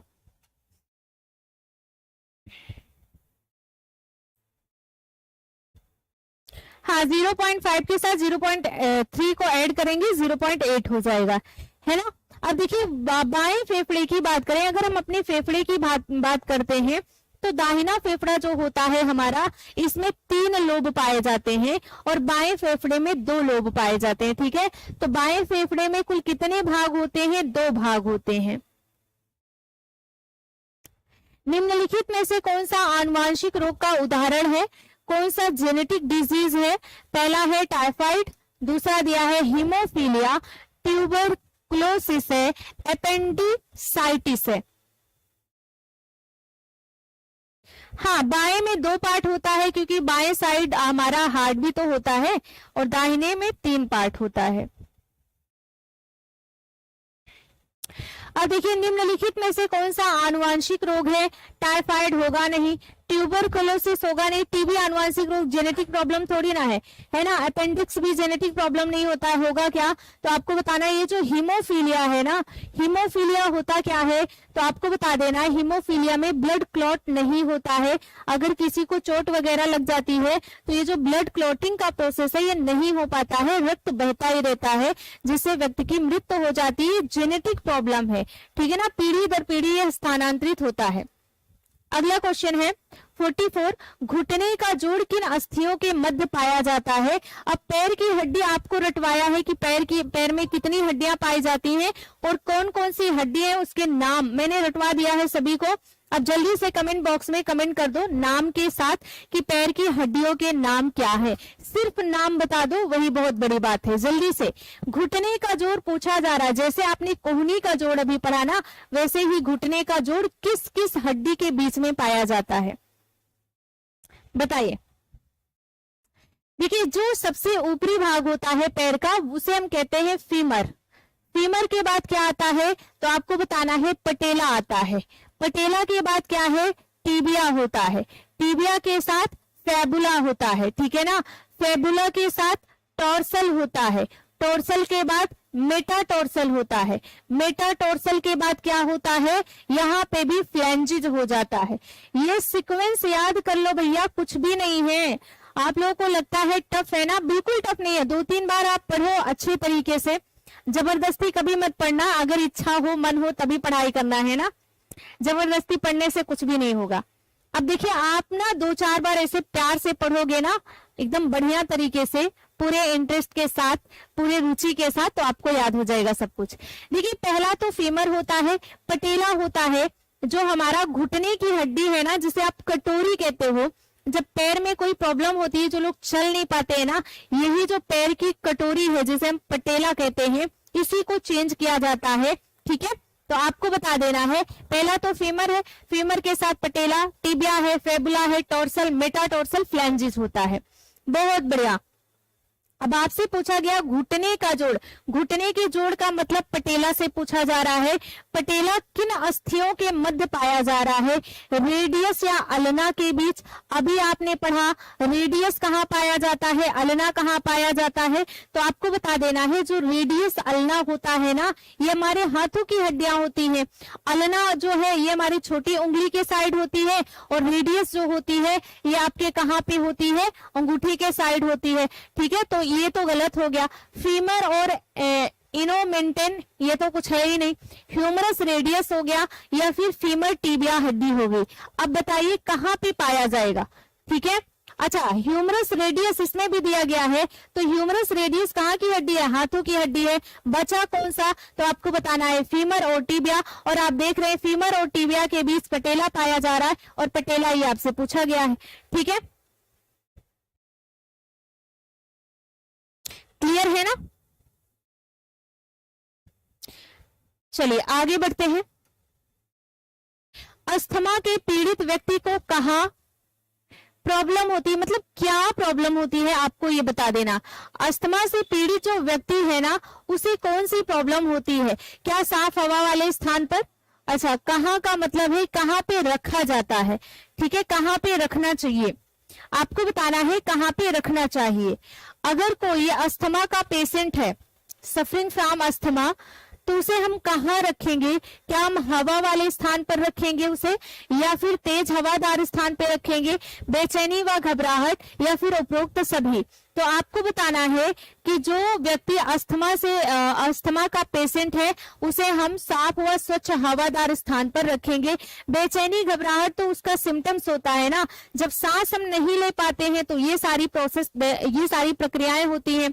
बेचैनी होगा, घबराहट होगा, है ना, सांस लेने में दिक्कत होगी। लेकिन हम रखेंगे कहाँ, तो साफ और हवा वाले स्थान पर ऐसे व्यक्तियों को रखना चाहिए, है ना। तेज हवादार स्थान, धूल गंदगी में नहीं रखना चाहिए, क्योंकि धूल मिट्टी से ही अस्थमा होता है ना। अगला है, निम्नलिखित में से सर्जरी का घाव कौन सी विधि से भरता है।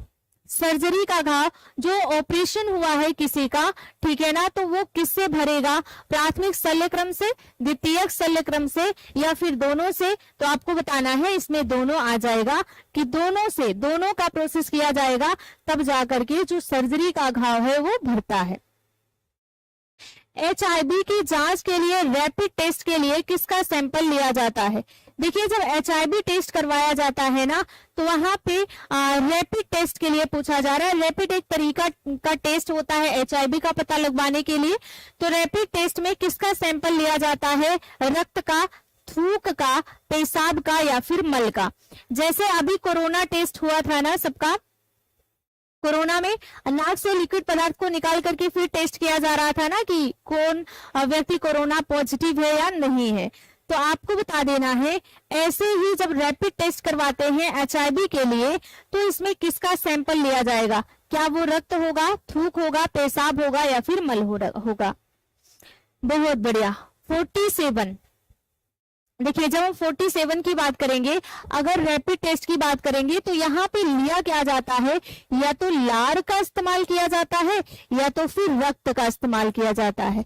अब लार इसमें दिया नहीं गया है तो आपको बताना है ब्लड टेस्ट करवाया जाएगा, लेकिन आप दोनों समझ लीजिए। जैसे मान लो यहाँ पे रक्त नहीं हो, लार थूक दिया जाए तो आपको बता देना है लार का इस्तेमाल किया जाता है। थूक नहीं लेते हैं, ठीक है ना, लार और रक्त लिया जाता है। बेहोशी क्या है, बेहोशी क्या है, बुलाने की प्रतिक्रिया है, एक प्रत्याशित पतन है, सुनने का एक संक्षिप्त नुकसान है, फ्लू का संकेत है।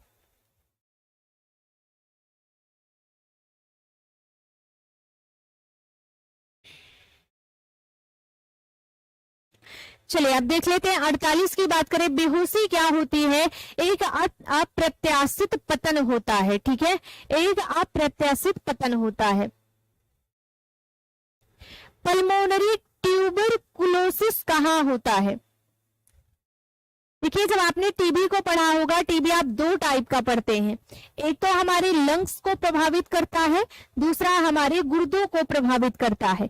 तो आपको बताना है यहाँ पे कि पल्मोनरी ट्यूबरकुलोसिस कहाँ होती है, क्या ये हमारे फेफड़ों को होती है, गुर्दे में होती है, यकृत में या फिर गर्भाशय में होती है। सभी इसका आंसर करेक्ट बताएंगे 49। और आज मैं आप लोगों को एक क्वेश्चन देने वाली हूं, आप इस क्वेश्चन को ढूंढ करके कहीं से भी ले आएंगे और मुझे इस क्वेश्चन का जवाब आप लोगों से ही चाहिए।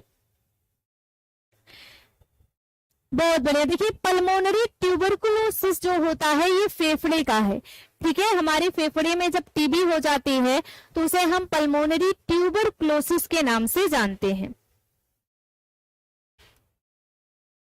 निम्नलिखित में से कौन सा तपेदिक के लिए जिम्मेदार जीवाणु है, तपेदिक के लिए जिम्मेदार जीवाणु की बात करी जा रही है, माइक्रोबैक्टीरियम ट्यूबरकुलोसिस है या फिर माइक्रोबैक्टीरियम लेप्रोसी है या फिर वायरस होता है, कवक होता है, बताइए क्या होगा।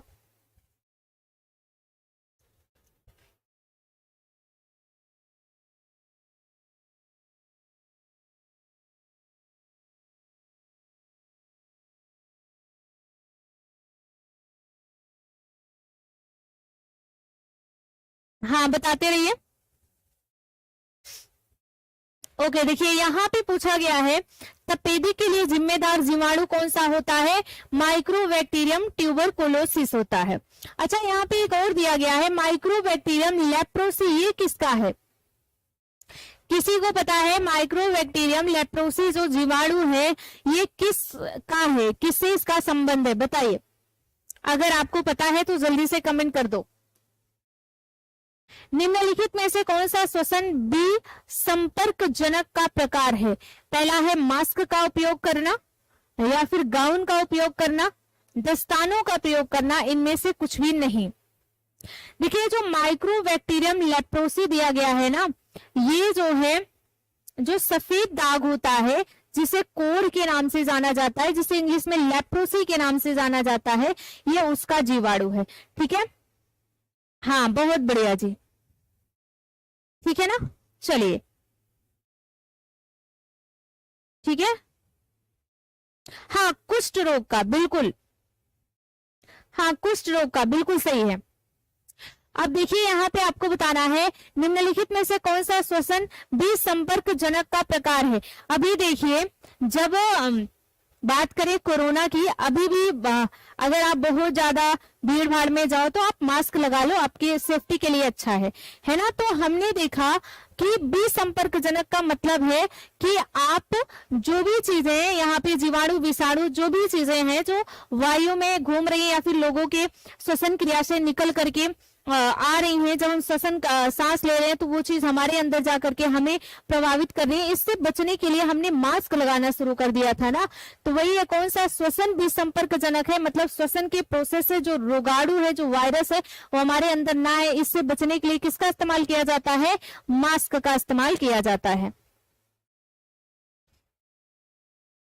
श्वसन के दौरान कौन सी दिशा में सर्वाधिक परिवर्तन देखने को मिलता है, थोड़ी सी यहाँ पे टाइपिंग में गलती हुई है, ठीक है। श्वसन के दौरान कौन सा फेफड़ा जो है वो उसमें सर्वाधिक मतलब कार्य होता, मतलब कहने का मतलब जो यहाँ पे क्वेश्चन पूछा गया है कि श्वसन क्रिया के दौरान फेफड़े की जो स्थिति होती है वो क्या होती है, क्या फेफड़ा ऊपर उठता है, ऊपर दिशा में उठेगा, या फिर आपको बताना है निचली दिशा में जाएगा, या फिर बाहरी दिशा में, या फिर सभी दिशाओं में एक समान रहेगा। फेफड़ों की एक्टिविटी आपसे पूछी गई है कि जब हम सांस लेते हैं तो हमारा फेफड़ा ऊपर उठता है या फिर नीचे जाता है, या फिर दोनों साइड पूरा बराबर का काम करता है, या फिर बाहरी साइड निकल जाता है।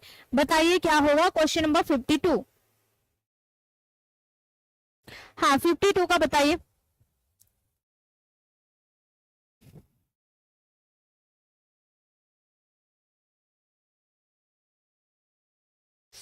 52 का आंसर बताइए क्या होगा।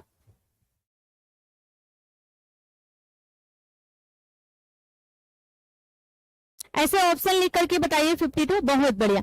देखिए सभी दिशाओं का मतलब क्या होता है, सभी दिशा होगा ही नहीं, सभी दिशा का मतलब ऊपर नीचे दाएं बाएं सभी दिशा में हमारा फेफड़ा समान तरीके से काम करता नहीं करता है, ठीक है ना। जब हम सांस लेते हैं तो हमारा फेफड़ा ऊपर उठता है, ठीक है, और जब सांस छोड़ते हैं ना तो नीचे थोड़ा सा चला जाता है, ठीक है। तो सभी दिशा में तो एक समान रहेगा नहीं। श्वसन क्रिया के दौरान हमारा जो फेफड़ा है वो ऊपर उठता है। आप लोग सांस खींच करके देखिए, अभी देखिए फेफड़ा ऐसे हमारा ऊपर उठता है ना, हमें फील होता है ना, मतलब जो हमारा चेस्ट है वो ऐसे ऊपर की तरफ जाता है, और जब हम सांस छोड़ते हैं ना तो थोड़ा सा नीचे झुक जाता है, ठीक है। अगला है, एक कुशल ड्रेसिंग होनी चाहिए, एक कुशल ड्रेसिंग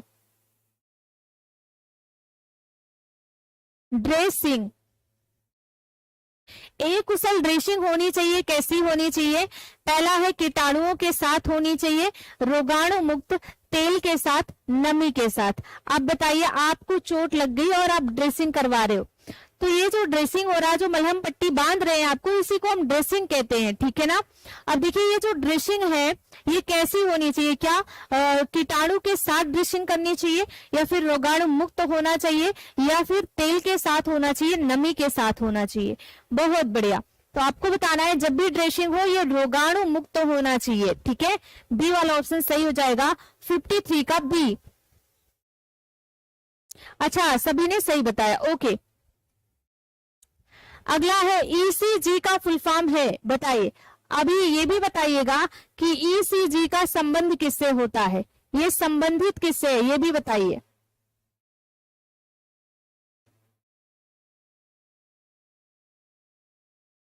ठीक है, पहला दिया है इलेक्ट्रोकार्डियोग्राफ, ठीक है ना, ग्राम, इलेक्ट्रा कार्डियोग्राम, इलेक्ट्रॉन कार्डियोग्राम, उपरोक्त में से कोई नहीं। इसको तो गलत नहीं करेंगे ना, सभी लोग इसको सही करेंगे।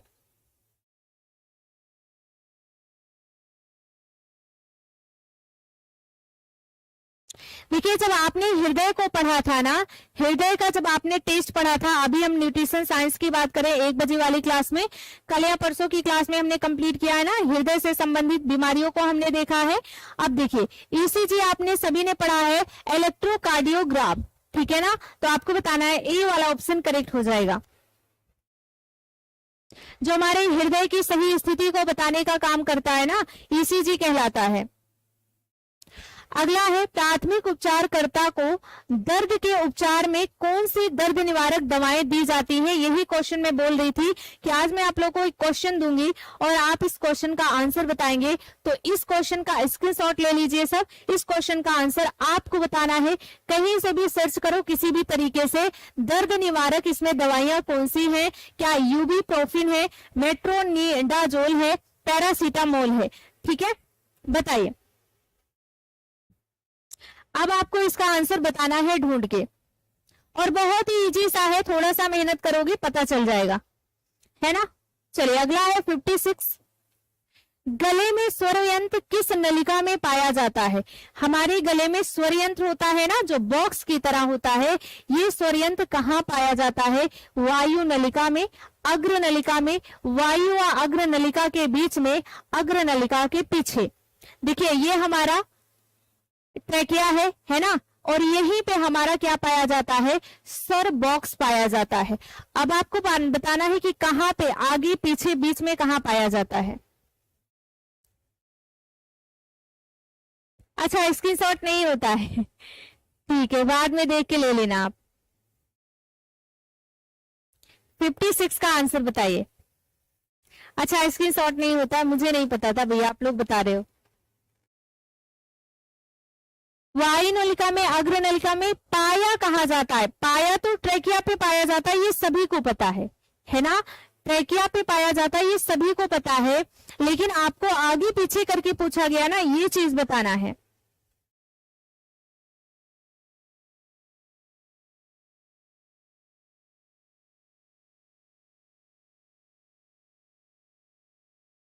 हाँ बताते रहिए।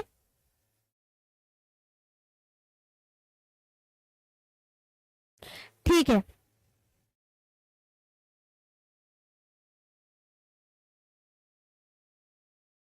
बहुत बढ़िया। तो आपको बता देना है, हमारे स्वर यंत्र में वायु व अग्र नलिका के बीच में उपस्थित होता है। 56 का सी वाला ऑप्शन करेक्ट हो जाएगा। अगला है, खाना खाते समय वायु नलिका को किसके द्वारा बंद कर दिया जाता है? देखिए यहाँ पे थोड़ा सा अलग अलग नेम यूज किया गया है। नौजीवा, स्थलजीवा, उपजीवा, रंध्रजीवा। बताइए क्या होता है?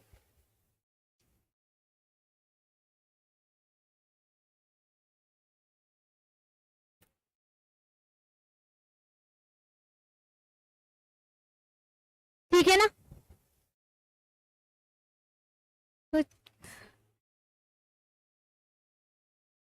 अब देखिए यहाँ पे खाना खाते समय हमारी वायु नलिका को, आपने पढ़ा था ये हमारी वायु नली है, ठीक है ना, ये हमारी फूड पाइप है, और यहीं पे कुछ चीज पाई जाती है जो जब हम खाना खाते तो इसको ढक देती है, और जब हम सांस लेते हैं तो इसको ढक देती है। अब बताइए वो क्या कहलाएगी? नवजीवा, स्तरजीवा, तो आपको बताना है उपजीवा के नाम से जानेंगी। और उसका जो नेम आपको पता है वो नेम बता दीजिए कि ये जो होती है इसे हम क्या कहते हैं। हाँ यहाँ पे तो उपजीवा सही है। अगला है, श्वास अवरोधन का पीड़ित व्यक्ति यदि बेहोश हो जाए फिर क्या करना चाहिए? अगर कोई व्यक्ति है सांस नहीं ले पा रहा है, ठीक है, उसका जो श्वसन प्रक्रिया है वो बाधित है, ठीक है ना, अगर किसी व्यक्ति की श्वसन प्रक्रिया बाधित है और वो बेहोश हो गया है मान लो, तब आप क्या करोगे? मुंह पर पानी की छींटे मारेंगे, CPR करेंगे, कुर्सी पर बिठाएंगे, लिटा देंगे? बताइए।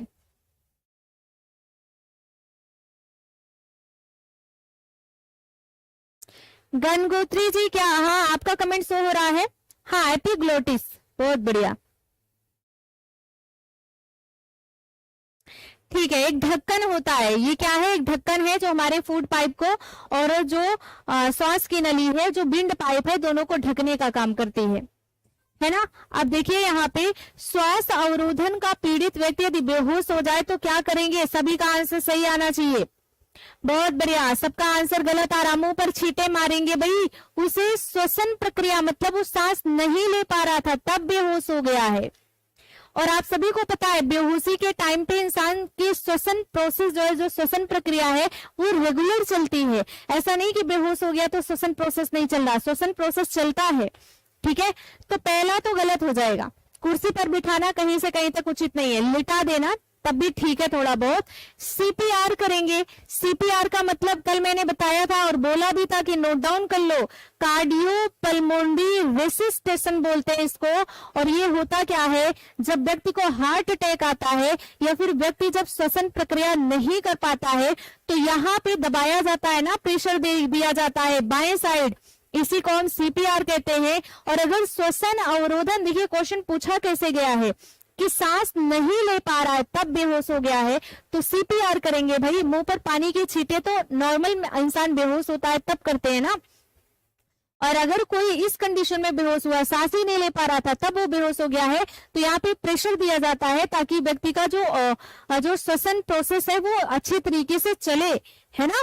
हाँ, हार्ट अटैक, बहुत बढ़िया। तो सीपीआर का फुल फॉर्म आज भी लिख लो, कार्डियो पल्मोनरी रेसिस्टेशन इसका नाम है। अगला है कार्डियो रेसिस्टेशन। देखिए यहाँ पे वही चीज आ गया, फिर कार्डियो रेसिस्टेशन है क्या, व्यक्ति की जान बचाने का तरीका, दवा देने का तरीका, भोजन देने का तरीका, उपरोक्त में से कोई नहीं। ठीक है, जिनका सही है बहुत अच्छी बात है। देखिए अभी कल की क्लास में ही हमने पढ़ा है इस चीज को, है ना, और आज की क्लास में बहुत सारे बच्चों का गलत हो गया। अब देखिए कार्डियो रेसिस्टेशन की बात करें तो यह व्यक्ति की जान बचाने का एक तरीका होता है, बहुत बढ़िया, है ना। अगर किसी को सांप ने काट लिया है और तुरंत मदद नहीं मिल रही है तो उसे क्या प्राथमिक उपचार देंगे आप?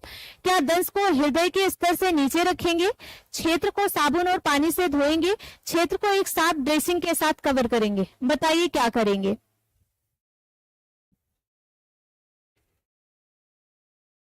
देखिए क्वेश्चन तो इसमें बहुत इजी लग रहा है, बट ऑप्शन जो है ना ये समझने वाले ऑप्शन है। अगर आपने समझ लिया अच्छे से तब तो आपका आंसर सही हो जाएगा, नहीं समझा तो आपका आंसर गलत होगा। क्वेश्चन पूछने का तरीका बहुत इजी है, बट ऑप्शन में कंफ्यूजन कर दिया गया है ना, कि बच्चे ऑप्शन देखकर कंफ्यूज हो जाएं। सिमिलर चीजें दे दी गई हैं। बहुत बढ़िया। देखिए बोला गया है कि सांप के काटने पर अगर तुरंत दवा नहीं मिल रही है तो हम क्या करेंगे? भाई क्षेत्र को साबुन पानी से धुलने से कोई फायदा नहीं होगा, है ना, क्या फायदा होगा? कुछ भी नहीं होगा। क्षेत्र को साफ ड्रेसिंग से कवर कर देंगे। भैया कवर नहीं करना चाहिए। आप सभी को पता है कि अगर किसी को बिच्छू काट लिया है, सांप काट लिया, तो उस जगह को हम कवर नहीं करते हैं। हम करते क्या है, दंश को हृदय के स्तर से नीचे रखेंगे, है ना। नीचे रखने का मतलब है कि आप वहां पे बांध देंगे, टाइट बांध देंगे, ताकि जो ब्लड का फ्लो है ना वो हृदय की तरफ ना जा पाए, है ना। जो ब्लड का फ्लो प्रेशर से चल रहा है वो वहां का ब्लड हमारे हृदय की तरफ ना जा पाए। अगर हृदय चला गया, हृदय तक वो ब्लड चला गया तो पूरी की पूरी बॉडी में जो जहर है वो फैल जाएगा, है ना। इसीलिए बोला गया है कि दंश को हृदय के स्तर से नीचे रखना चाहिए, है ना कि कवर कर देना चाहिए या फिर साबुन पानी से धोना चाहिए। अगला है अस्थमा किस कारण से होता है? बताइए अस्थमा जो है वो किस कारण से होता है? एलर्जी, ठंड से होता है, या फिर धूल धुआं से, मानसिक दबाव से, या फिर सभी? देखिए इसमें भी ऐसा ऑप्शन दिया गया है कि आप कंफ्यूज होंगे। क्वेश्चन बहुत इजी है। देखिए क्वेश्चन कितना इजी है ना, सब जानते हैं कि अस्थमा होता है ना। दमे की बीमारी होती है, सांस नहीं ले पाते हैं, बोलने में दिक्कत होती है ना। तो आपको सिर्फ यही बताना है।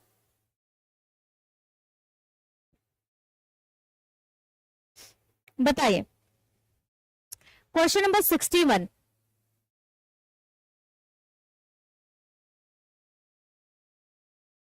बहुत बढ़िया। देखिए जो बच्चे डी बता रहे हैं गलत है। दमा क्यों होता है, अस्थमा होता क्यों है? तो धूल धुआं से, ठीक है। देखिए जो टेक्सटाइल इंडस्ट्री में काम करते हैं ना उनको भी दमा हो जाता है, ठीक है। जो कपड़ा उपड़ा बनाने का काम करते हैं या फिर रेशों से रिलेटेड काम करते हैं उनको भी दमा हो जाता है। जो धूल धुआं ऐसी जगह वर्क करते हैं जहाँ पे धूल धुआं बहुत ज्यादा है, मिट्टी बहुत ज्यादा है, तो उनको भी क्या हो जाता है, दमा होने का बहुत ज्यादा खतरा होता है ना।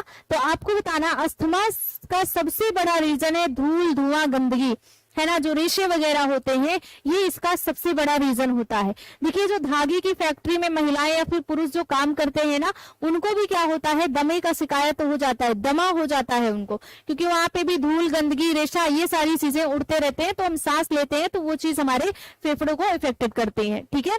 तो सी बी वाला ऑप्शन सही है।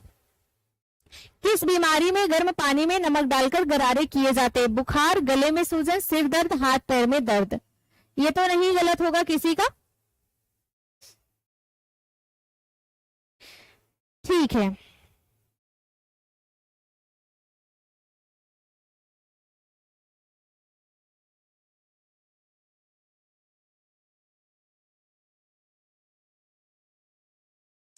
मेरे बेटे को है गायत्री दिनकर जी, आप अभी से दवाई करवाइए, है ना। बढ़िया से, क्योंकि ये काफी क्रिटिकल कंडीशन, जैसे जब सर्दी का मौसम आता है ना तो अस्थमा वालों को और ज्यादा दिक्कत होने लग जाती है ना। जैसे एक एज होती है, जैसे मान लो वृद्धावस्था में तो ठीक है, वृद्धावस्था में हो गया कोई दिक्कत नहीं, लेकिन एज के पहले जब चीजें हो जाती है तो वो थोड़ी सी दिक्कत वाली होती है। किस बीमारी में गर्म पानी के साथ नमक डालकर गरारे किए जाते हैं? गले में सूजन, गले में दर्द, या फिर कोल्ड हो गया हो, जुकाम हुआ हो, है ना। गले में सूजन होने की आशंका ज्यादातर किस मौसम में होती है? पहला है ठंड में, बारिश में, गर्मी में, या फिर उपयुक्त सभी में। तो आप सभी को पता है जब ठंडी का मौसम आता है तो गले में सबसे ज्यादा प्रॉब्लम होती है ना। ठंडी के मौसम में गले में सबसे ज्यादा प्रॉब्लम। गले में सूजन होने पर तकलीफ और ना बढ़े इसके लिए कैसा भोजन करना चाहिए? बहुत ही बढ़िया सा है, ये भी बहुत सही है, सभी का आंसर करेक्ट होगा, इसमें कोई दिक्कत नहीं है। देखिए जब हमें गले में सूजन होती है तो बोलते हैं ना काढ़ा पी लो, या फिर गरम गरम चाय पी लो, जो है काली मिर्च डाल करके, है ना, या फिर गरम गरम सूप वगैरह पियो, तो ये क्या होता है? फायदा करता है। आपको बताना है गर्म और नरम आहार। नरम का मतलब क्या हो जाएगा? यहाँ पे लिक्विड से है, ठीक है। तो आपको बताना है गर्म व नरम आहार होना चाहिए जो हम मतलब पीने में यूज करें। वायुनलिका कितने सेंटीमीटर लंबी होती है? बताइए। देखिए ऐसी चीजें ना कहीं पे आपको जो डाटा आप बुक में पढ़े हैं ना वही डाटा आपको नहीं मिलेगा। कई बार हो सकता है एक आध बार आपको देखने को मिल जाए वही डाटा, सेम डाटा, नहीं तो सेम डाटा नहीं देखने को मिलेगा। अब यहाँ पे आपको समझना होगा कि जो आप पढ़े हो डाटा उससे मिलता जुलता सबसे ज्यादा सबसे पास का डाटा कौन सा है। वैसे अगर हम देखें वायुनलिका 12 से 16 सेंटीमीटर की होती है, ठीक है ना, ये आपका एनसीईआरटी बोलता है। हाँ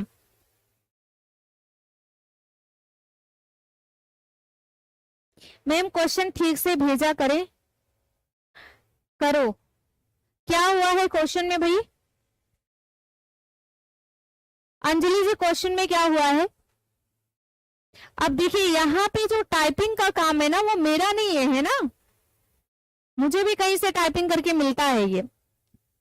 अब देखिए वायुनलिका कितने सेंटीमीटर की होती है? तो आपको बताना है 12 से 14 सेंटीमीटर, ठीक है ना, डी वाला ऑप्शन सही है। नॉर्मल ऐसे अगर हम एनसीईआरटी की बात करें तो 12 से 16 सेंटीमीटर, और यहाँ पे आपको मिल रहा 12 से 14। अगला है वायु मार्ग में आंशिक व पूर्ण रुकावट के अवरोधन को क्या कहते हैं? क्या श्वास कहते हैं, निद्रा, गति, संवेग? क्या दिक्कत है अंजलि जी एक बार बता दीजिए। पेन हो रहा है? अंजलि जी आप अपनी बात पूरी लिख के बताएंगे तभी मैं समझ पाऊंगी, ऐसे तो मैं समझ नहीं पाऊंगी। वायु मार्ग में आंशिक व पूर्ण रुकावट के अवरोधन को क्या कहते हैं? तो आपको बताना है श्वास अवरोध के नाम से जानते हैं, इसका संबंध क्या हो जाएगा? श्वास से हो जाएगा, है ना। यहाँ पे डैश दिया है, अवरोध लिखा ही है, और यहाँ पे श्वास है, तो आपको बताना है श्वास अवरोध हो जाएगा। ए वाला ऑप्शन करेक्ट है। रक्त शुद्ध करने का कार्य है किसका? बताइए। रक्त के शुद्धिकरण का प्रोसेस कहां पर होता है? हाथों का है, फेफड़ों का है, आंतों का है, यकृत का है? बताइए। हाँ बहुत बढ़िया। रक्त शुद्धिकरण का प्रोसेस,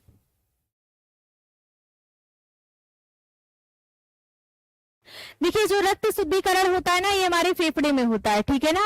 ये कहाँ होता है? फेफड़े में। हृदय से रक्त आया फेफड़े में, फिर यहाँ से फेफड़े से शुद्ध रक्त हृदय में जाएगा, और यहीं पे O2 जो है इसमें इन होता है, CO2 क्या होता है? आउट हो जाता है, ठीक है। ये प्रोसेस जो है हमारे फेफड़े में होता है, तो बी वाला ऑप्शन करेक्ट है। श्वसन क्रिया का भाग है क्या है? पहला है प्रश्वसन, दूसरा है निश्वसन, तीसरा है दोनों, चौथा है कोई नहीं। हाँ फेफड़े का बिल्कुल सही है। हाँ लंग्स, फेफड़ा, बिल्कुल। श्वसन क्रिया का भाग है क्या है? देखिए यहाँ पे प्रश्वसन का मतलब है श्वसन इन करना, मतलब सांस को इन करना, और निश्वसन का मतलब जो है आउट कर देना, तो ये दोनों है, ठीक है ना। उपयुक्त तो दोनों, प्रश्वसन और निश्वसन, ये दोनों प्रोसेस है। किस बीमारी में गर्म पानी में नमक डालकर गरारे किए जाते हैं? अभी आपने देखा क्वेश्चन सेम है बट ऑप्शन अलग अलग है, ठीक है, क्वेश्चन सेम है, ऑप्शन अलग है। बुखार में, गले में सूजन, सिर में दर्द, हाथ पैर में दर्द, तो आपको बता देना है गले में सूजन। कितना भी ऑप्शन आ जाए, अगर गले में सूजन है तो हम उसी को सही मानेंगे। ठीक है, अगला क्वेश्चन है आज की क्लास का। हाँ, बस 70 क्वेश्चन है, ये वाला सीरीज आपका खत्म हो गया यहीं पे। ठीक है, कल अब नया टॉपिक डिस्कस करेंगे हम। गले में सूजन होने की आशंका ज्यादातर किस मौसम में होती है, तो आपको बताना है ठंड में। आज की क्लास में इतना है। क्वेश्चन में कोई दिक्कत नहीं है मैम? नहीं, किसी किसी क्वेश्चन में थोड़ा सा टाइपिंग में दिक्कत हो जाती है ना, इंसान ही है भाई सब, है ना, थोड़ी बहुत इधर उधर, इतना थोड़ा बहुत एक आध क्वेश्चन में चलता है भाई। चलिए, तो कल मिलेंगे दूसरे टॉपिक के साथ। आज आपका ये जो प्राथमिक चिकित्सा वाला है यहीं पर एंड हो गया है। 70 क्वेश्चन का सीरीज था ये।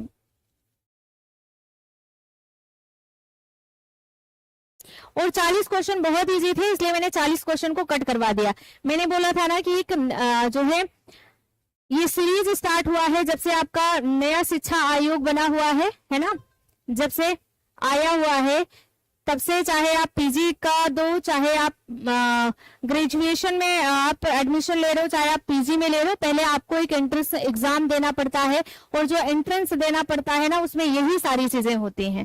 ठीक है ना, जो टेल्ड पूछ, जो कई पूछों वाला जो बैंडेज होता है वो आंखों के लिए यूज किया जाता है। 35 का यही है।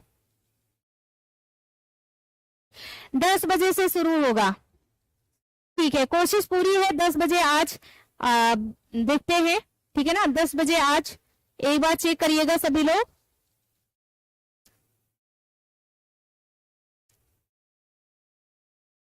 दस बजे से होगा जी।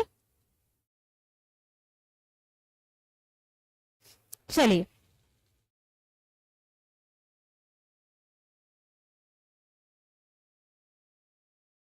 ठीक है ना।